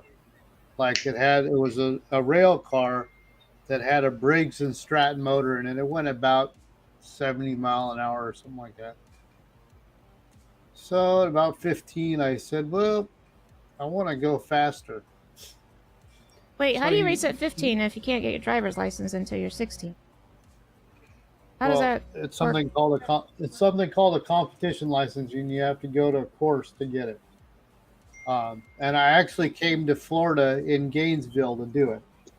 Um, and and so I went. I said I want to go faster than 70 mile an hour. Okay. So I went to another course. As it grew, it was like every course was another 2,000, another 2,000, another 2,000. So when I got up to, um, I raced Dora cars too, which is called Pro Stock. Kind of like a NASCAR, but we go in a straight line. Um, and then I said, "Well, 215 ain't fast enough. I want to go faster." So then, when I started going faster, you know, and gaining momentum to learn how to drive the big cars, the professional ranks like the Nitro Funny cars and the Top Fuel dragsters. Then it started being that my disability was stopping me from doing such. So I said, no, no, no, I don't want my disability to stop me from doing anything. I said, I'm going to do whatever I need to do to get behind of each one of these vehicles and find out what I want to race for my career. So I started racing in funny car, nitro funny car. It goes 330 mile an hour, and Wow. in 1,300 in a quarter mile. That's where we started, but now it's down to 1,000 feet. Um, so I ran those for a couple of years, and I ran at the semi-pro level, and then I went into the professional level for about 5 years, 4 years or so. And when I got to the pro level, they wanted to ban my license because they said, "You're disabled. We shouldn't have gave you a license." I said, "Look, but I'm winning all these trophies, all the acknowledgments." They Wow. said, "Well, Oh. okay." They said, "Well, you're the first disabled person to get a competition driver's license in the NHRA." And I said, "Is that a record, or is that some kind of history thing?" Or he goes, "Not really." He says, "But we never gave anybody a license like that that's mildly disabled, and we think that we owe you an award, like an achievement award." I said, "My achievement award is knowing that I can go 330 mile an hour and get out of the car at the end of the track and go, that's awesome." For somebody normally, like normal, able-bodied, and whatever. And my arms and my upper body are very powerful. Like I can break a piece of wood with my fist with no problem. But knowing that I achieved that achievement of getting a competition driver's license for the NHRA, and I was one of the first to do it. Now there's people following in my footsteps that are doing it as well. I mean, they're some of them they're allowing to only go to a certain speed, but knowing that I pioneered that and I was able to get to the professional level and then win 3 championships and stay on the top for 3 years. Oh, well done. That's awesome. It's an achievement for myself. Dude, that's amazing. So, Yeah. So I can tell somebody, how fast do you drive? They say, well, 80, 110 on the freeway, whatever. I said, wow, that's nothing. Try getting in a race car and driving 330 mile an hour. That's so awesome. awesome. As I said to you before, I had a 2 in that one car, but not at that speed. Yeah, but being that after the racing career, I got into radio and all this and DJing and a little bit of television, but it wasn't like I didn't succeed a lot in television. But I worked behind the scenes in television. I wasn't doing a lot of on-air stuff. But like Lewis said, him and I have worked in radio, and we have the radio experience of YouTube and stuff like that. So I mean, YouTube is like radio. You just add a camera. So I already know what I look like. I know what my voice sounds like on the air. So, I mean, it's evolving as a whole, as an entire community. I'm eventually going to start a channel as well, and I've also got another radio gig coming up soon. Wow! So you got a radio gig coming up. That's cool. What's that going to be about? Is it just DJ or how you doing that? What's going on? Yeah, it's a show that I'm not producing it. I'm joining the crew that's on the show. It's the Jimbo and Jackie show, and there's a lot of big things coming for that show, and I'm gonna go along for the ride. They've got a lot of endorsements. A lot of people have come to the table, and it started as a very, very, very, very small YouTube channel and podcast, and it grew to this. Okay, we're going to put you guys back on the radio, and there's also a television deal that's it's already signed. It's done, but it's a television show that's going to broadcast all around the world, the UK, Spain, and other countries. So I'm going to be a part of that as well. That's awesome, dude. Phil. Fabulous. Yes.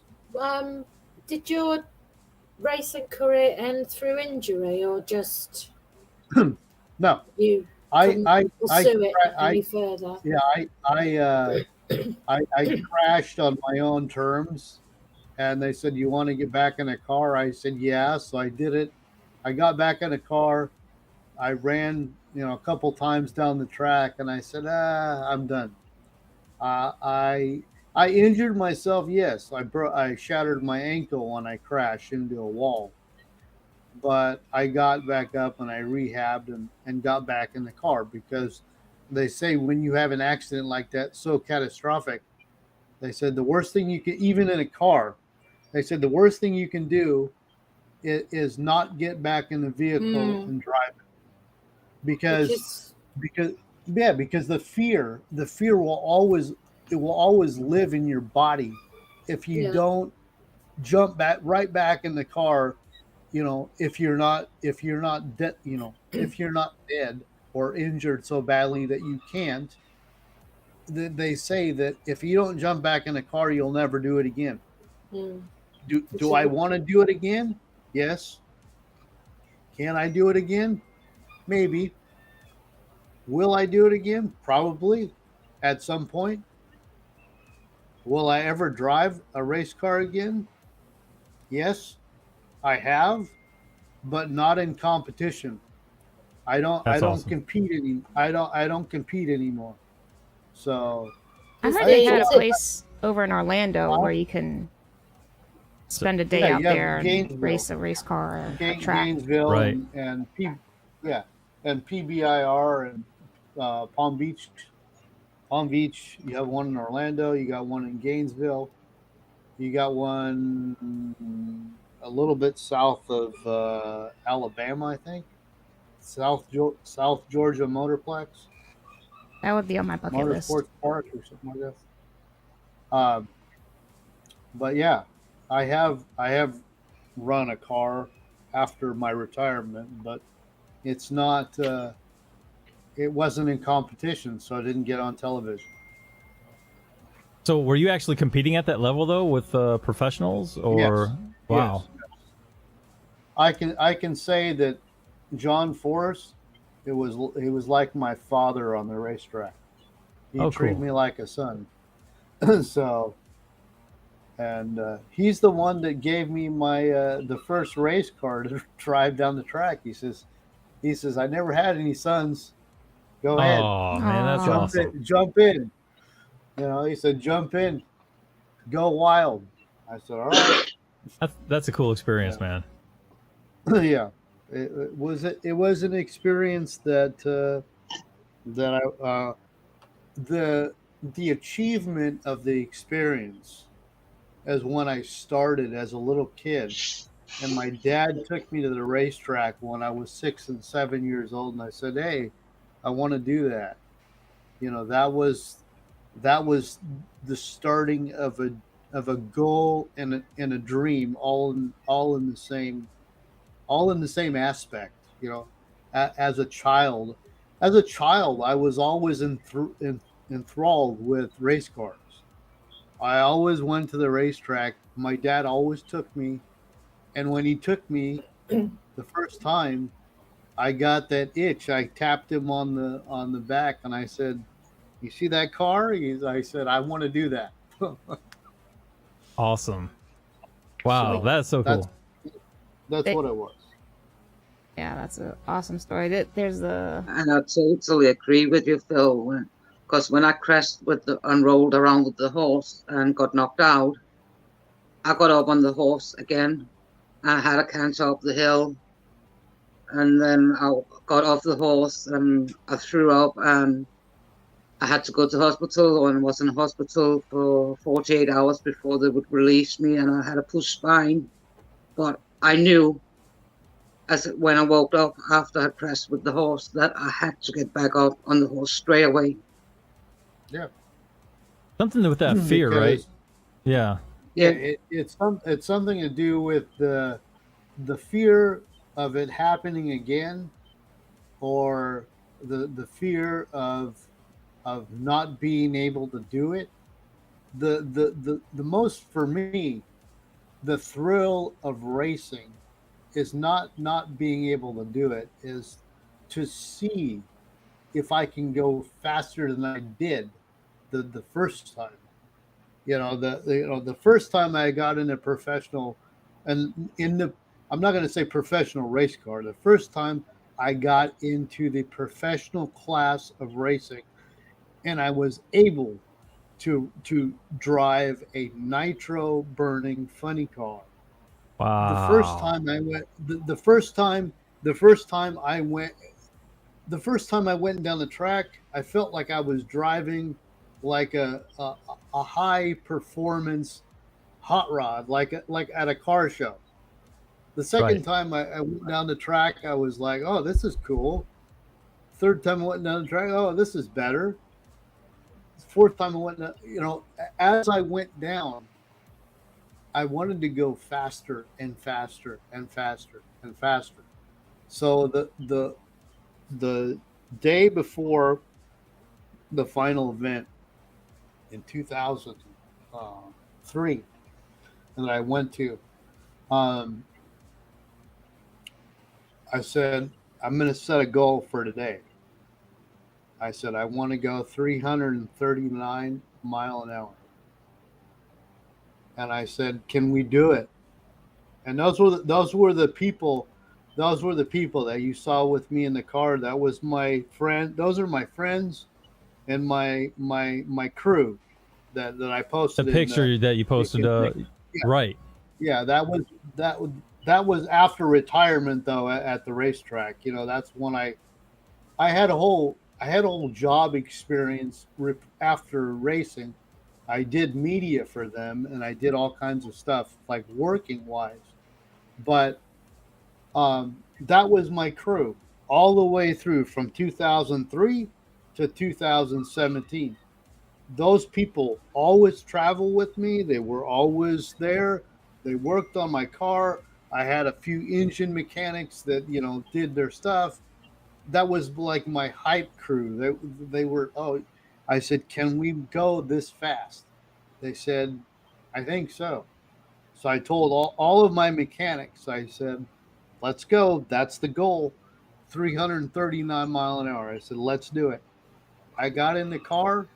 Wham! I did it. I got out of the car. I said, I'm done. I said, I'm retiring on the top. I reached 339 mile an hour. I'm done. I didn't die. Wow. And I went all the way from 2003 all the way to 2017 without dying in a race car that goes 330 mile an hour plus. Not many can live to tell that tale. Oh my gosh. And I crashed. Cool. I crashed only once in my life. And I lived to tell that story too.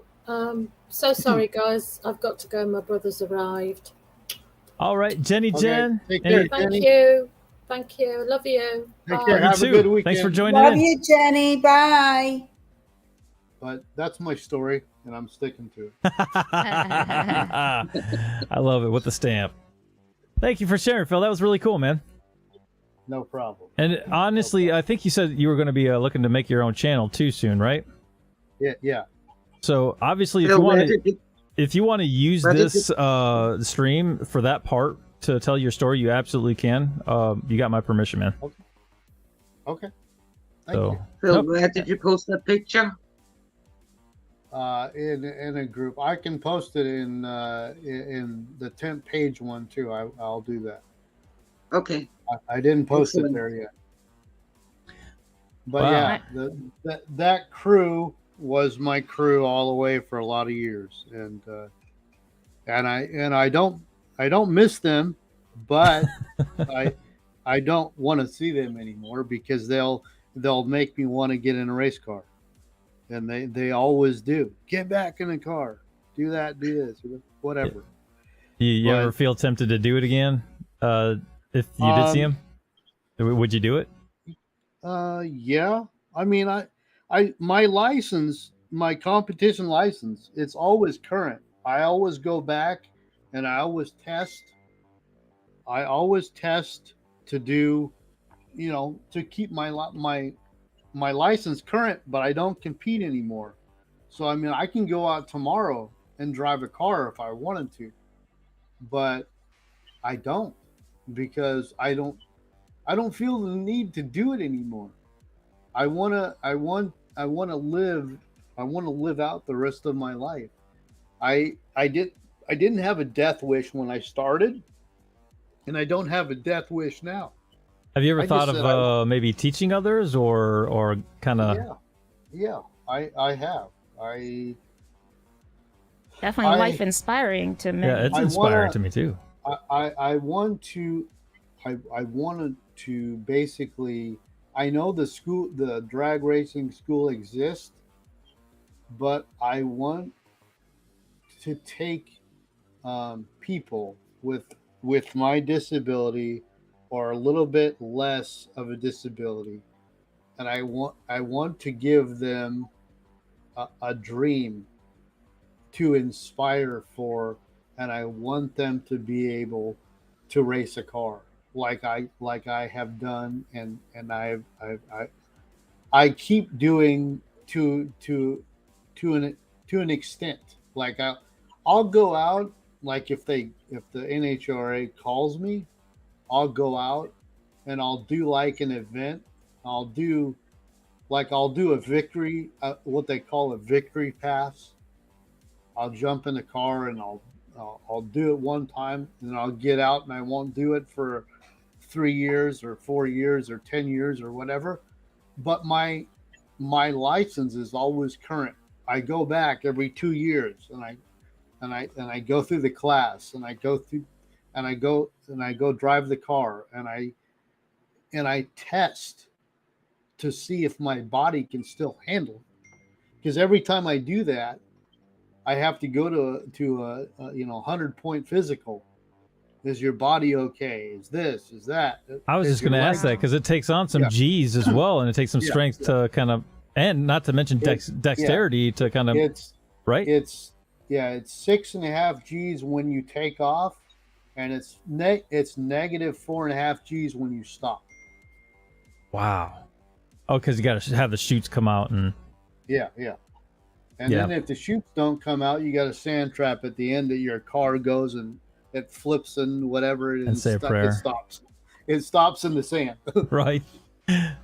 Oh wow. But well, I would sign up to be able to have that experience and drive. So, and I'll tell you a little bit of background for me too. Was because of the seizures, the epilepsy as a kid. I wanted to grow out of the seizures so that when I turned 16, I could get my license. That was my goal. But of course, the seizures got worse instead of better. So, and when it came time, I couldn't, take driver's ed in high school or anything, and couldn't get my license.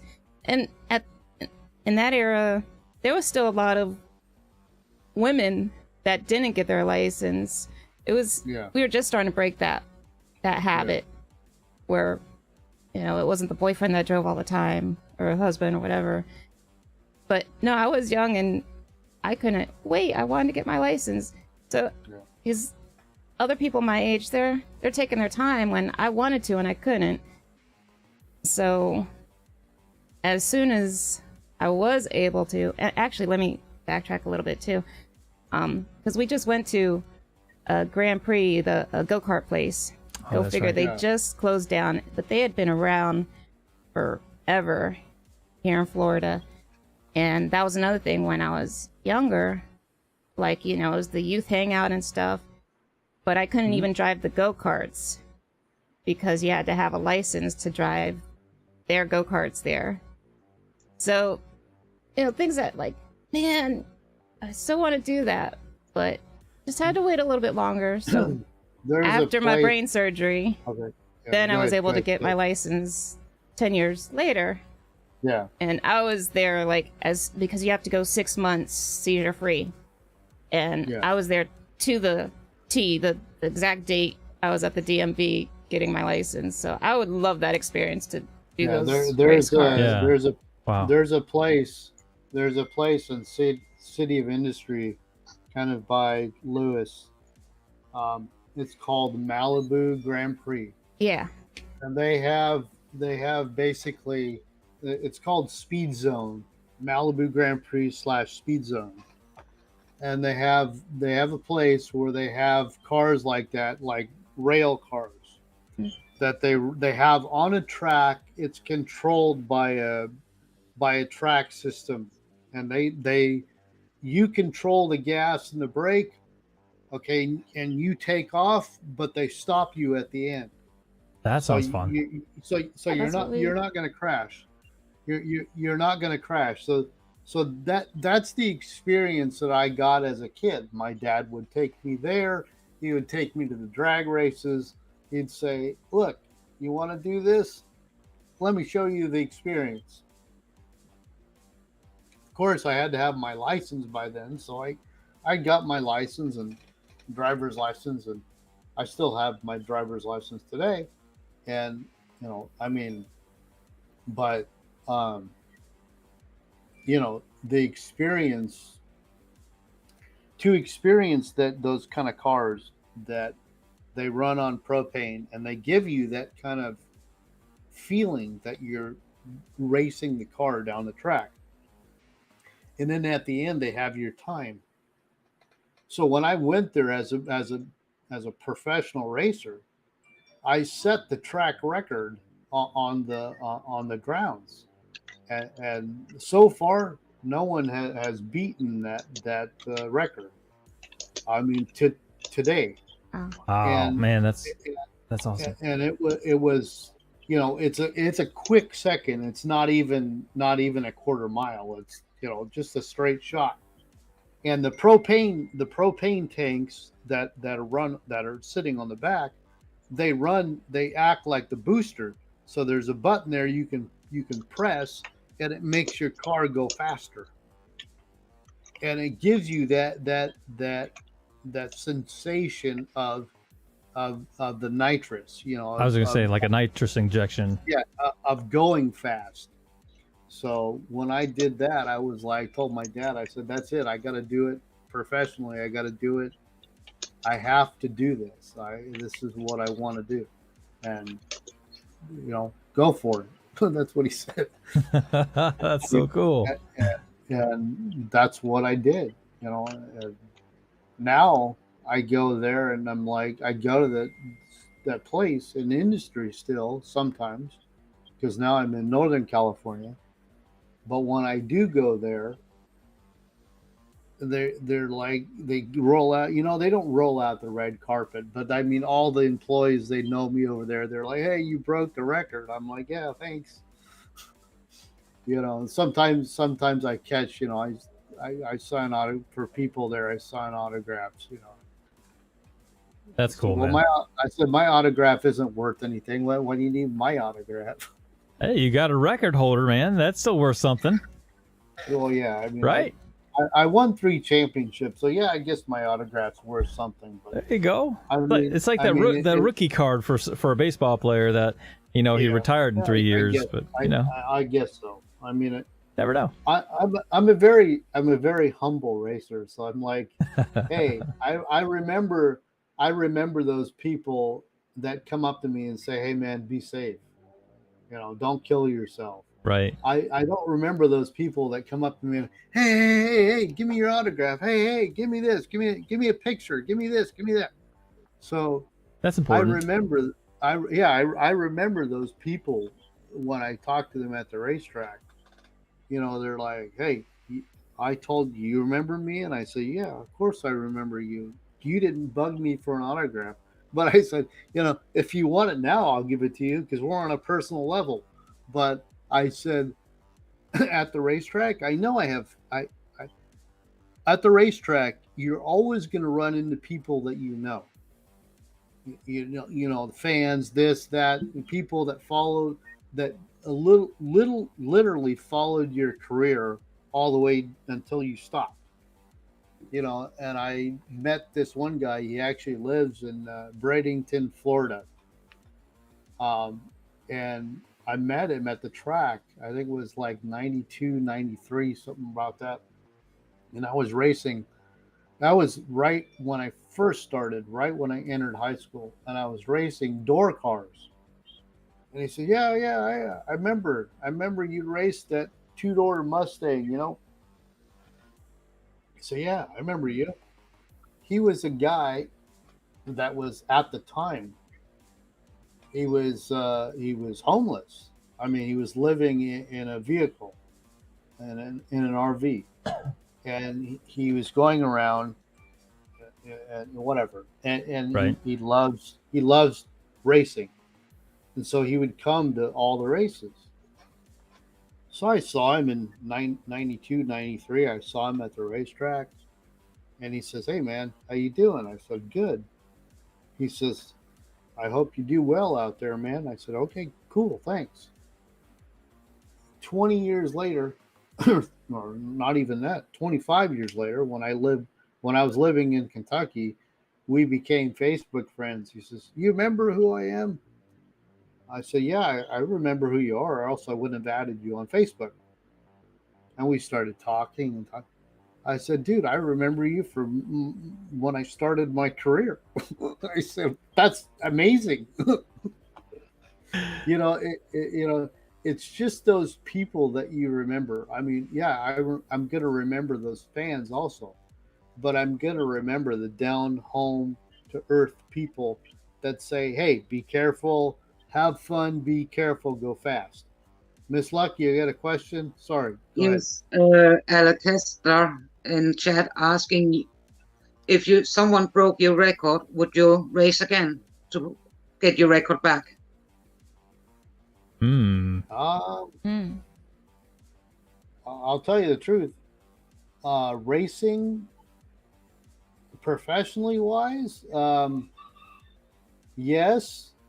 Where I broke the record was Malibu Speed Zone. It was a not a tourist attraction, but it was basically it was a place that people go to have fun. So yeah, that was at a at an establishment where there's an arcade, there's all kinds of driving experiences, and that was at a place of business. That wasn't at a racetrack. So yeah, at a racetrack, my record has been broken. What would I ever go back and try to go faster? Of course, because that's who I am. But now the way the cars are being built, if you put wings on these cars, on these hot rods that we used to race, they would take off. Because a normal, I'll put it in perspective. A normal airline takes off at around 150, 160, or maybe closer to 180 or something like that. They take off at that speed. They start getting airborne. Okay, our race cars, they have a centrifugal downforce wing on the back, but if you were to take that wing off and if you had a lever to pull back, that car would take off very easily, because there's so much force behind the car. These cars have enormous amount of horsepower. We're talking 10,000 to 11,000 horsepower in a car. And so those wings, the wings on the car, they're made to keep the car planted on the ground so we can drive as fast as we can drive. And if the wind, just a little bit of wind or breeze comes under the car, sometimes the wind blows the body off, and you have to end up, you stop. Of course you stop, but they would take off like an airliner if they didn't have a wing on the car.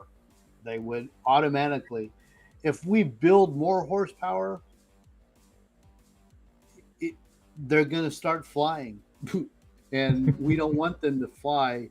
We want to try and beat the speed record on the ground at the shortest distance. Right now, the sport is racing to 1,000 feet. When we started, it was a quarter mile, which is 1,320 feet.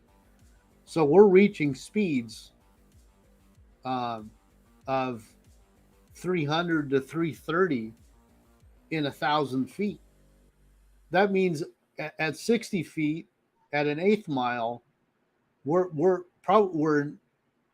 no less than 175 mile an hour. I only imagine the G-force behind that as well. Or 200 and something miles an hour.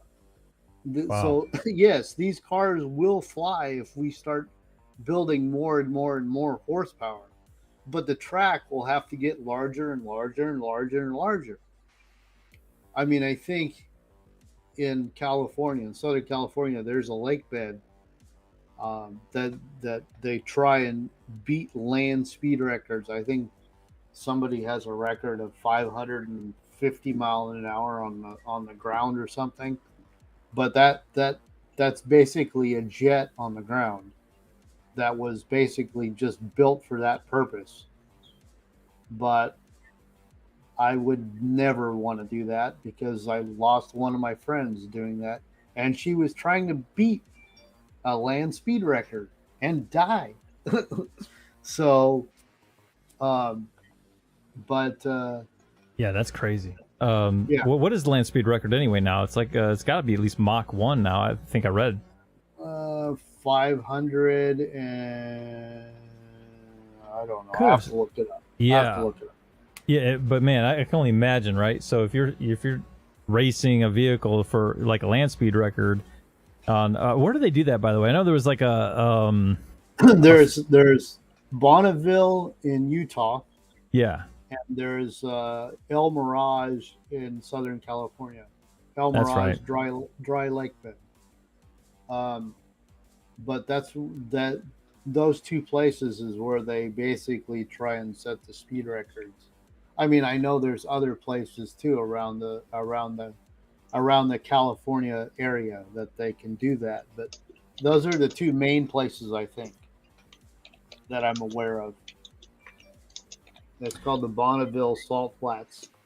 Right. So, wow, Phil, man, that was awesome. An awesome testimony, man. That's so cool.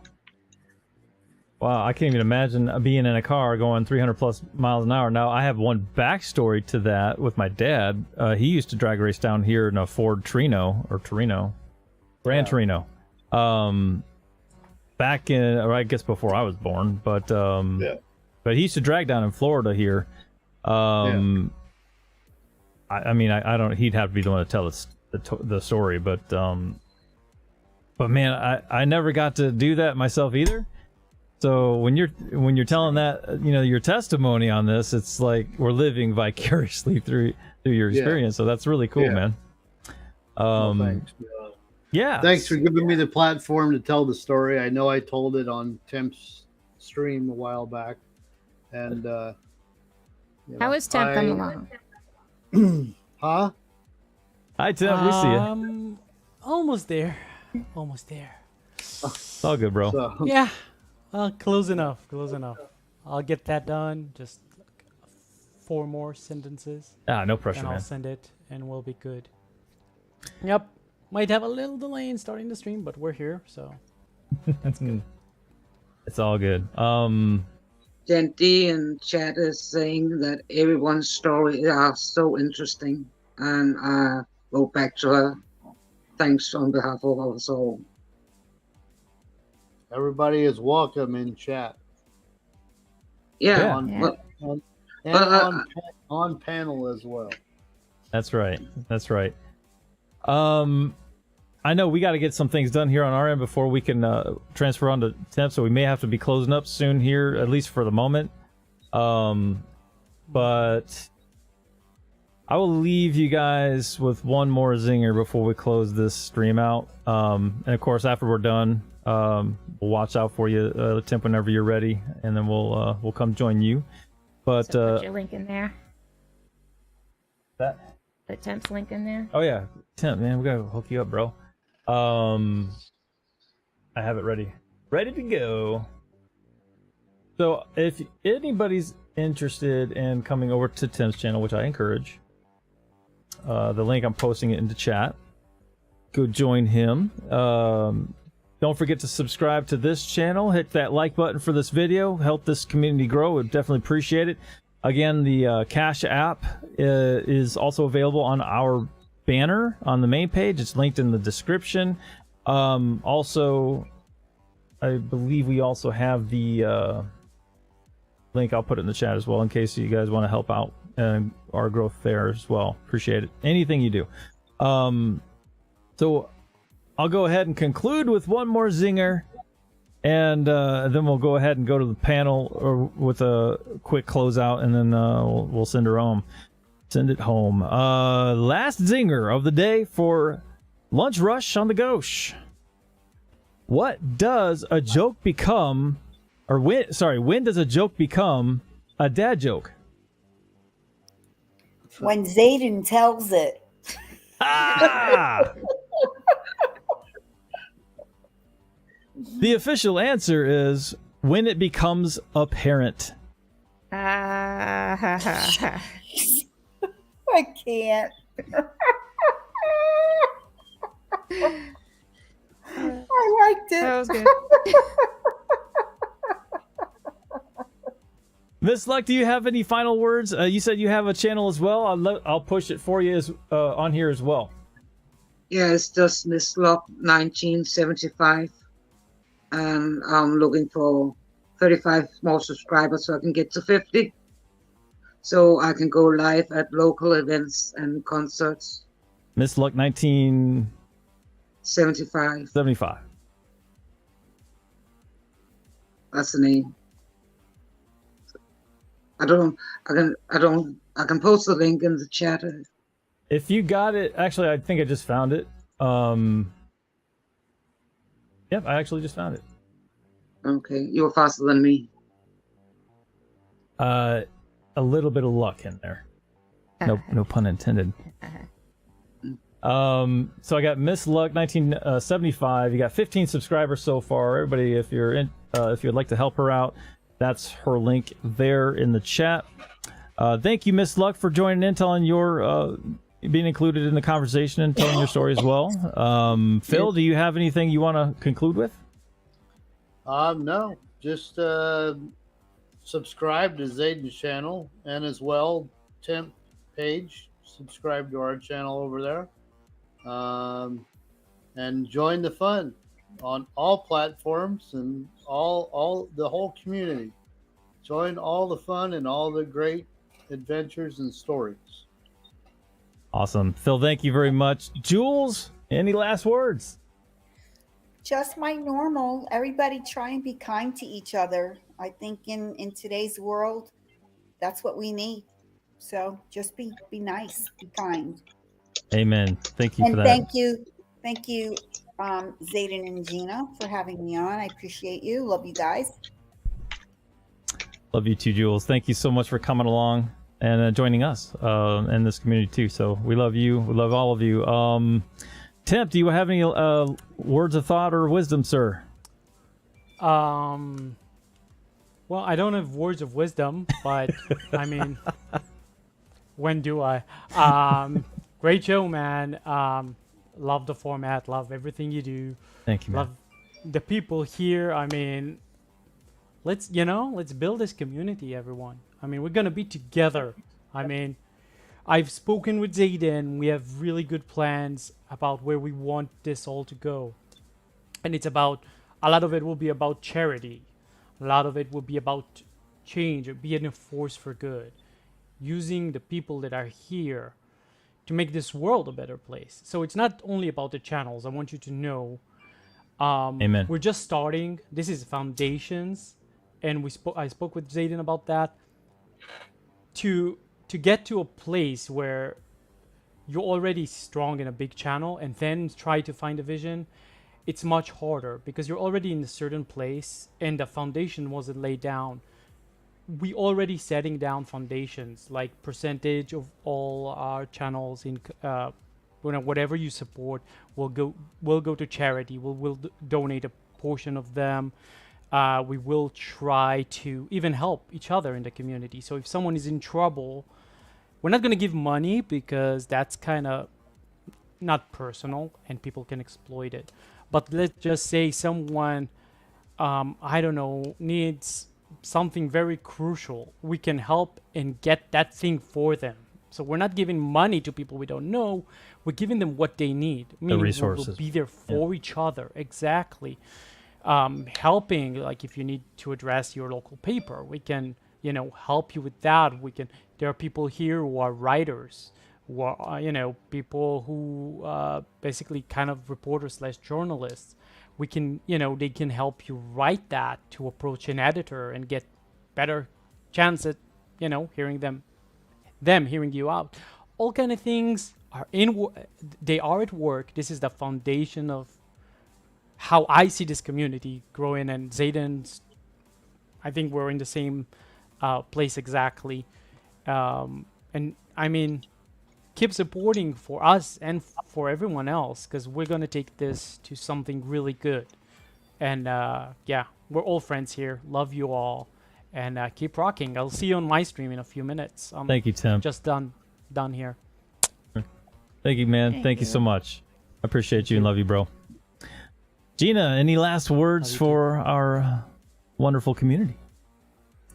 I think it was nice that it's touched on a little bit of everything. You had your fun moments, your trivia, a little bit of your top headlines, paparazzi, what's going on, but then the deeper part of us connecting and how each of our lives make a matter in others.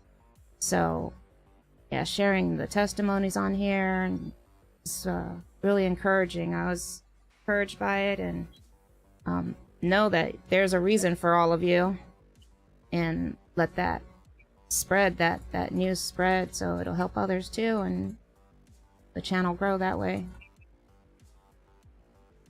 Awesome. I want to point out one more thing too about Gina, this Loopy Miracle. She's actually in the process of making her own YouTube channel as well. So stay tuned, everybody. We got it titled YouTube. I'm kind of helping her out too with some of the design, but it's going to be really cool. It's kind of, I think if do you want to talk about a little bit about what you want it to be themed, or where you want to go with it? I wasn't really ready for that. Okay, but, then we'll hold that thought. Then we'll say to be continued. So I just want to plug that a little bit, just to tease everybody. I think it's going to be fantastic. So, all right, that actually then conclude. Anything else you want to say, Gina, before I close things up? No, I think we're good. We're ready to head over. Heading over to Temps here in a little bit, guys. So with that said, then, thank you all for coming aboard the Gauche train here on the Lunch Rush. Once again, thanks for not only just coming along, but being a part of the community. Like, subscribe, hit that notification bell. It helps just the algorithms, to help the channel grow. Like Temp said, helping us all grow as a community. Any donations, of course, that helps other things grow, like equipment, so we can keep the maintenance going on this, so we can actually keep this going physically, also is welcome. But on that note, what's that? Share the channel too, if you can, like share the stream on Facebook or on Twitter. Yes, so I've just That's actually another way started. to help you grow. We'll get there. I just created a Twitter account not too long ago, last week, so I'm still trying to figure that out. But yes, stay tuned for that as well. I'll grab a Twitter. I have like no thing of Twitter, but I share a link on Twitter anyway. Well, we'll stay tuned on that one. Thank you, Miss Luck. Thank you guys for coming along. Y'all have a great rest of your day. We'll see you over at Temps in a little bit.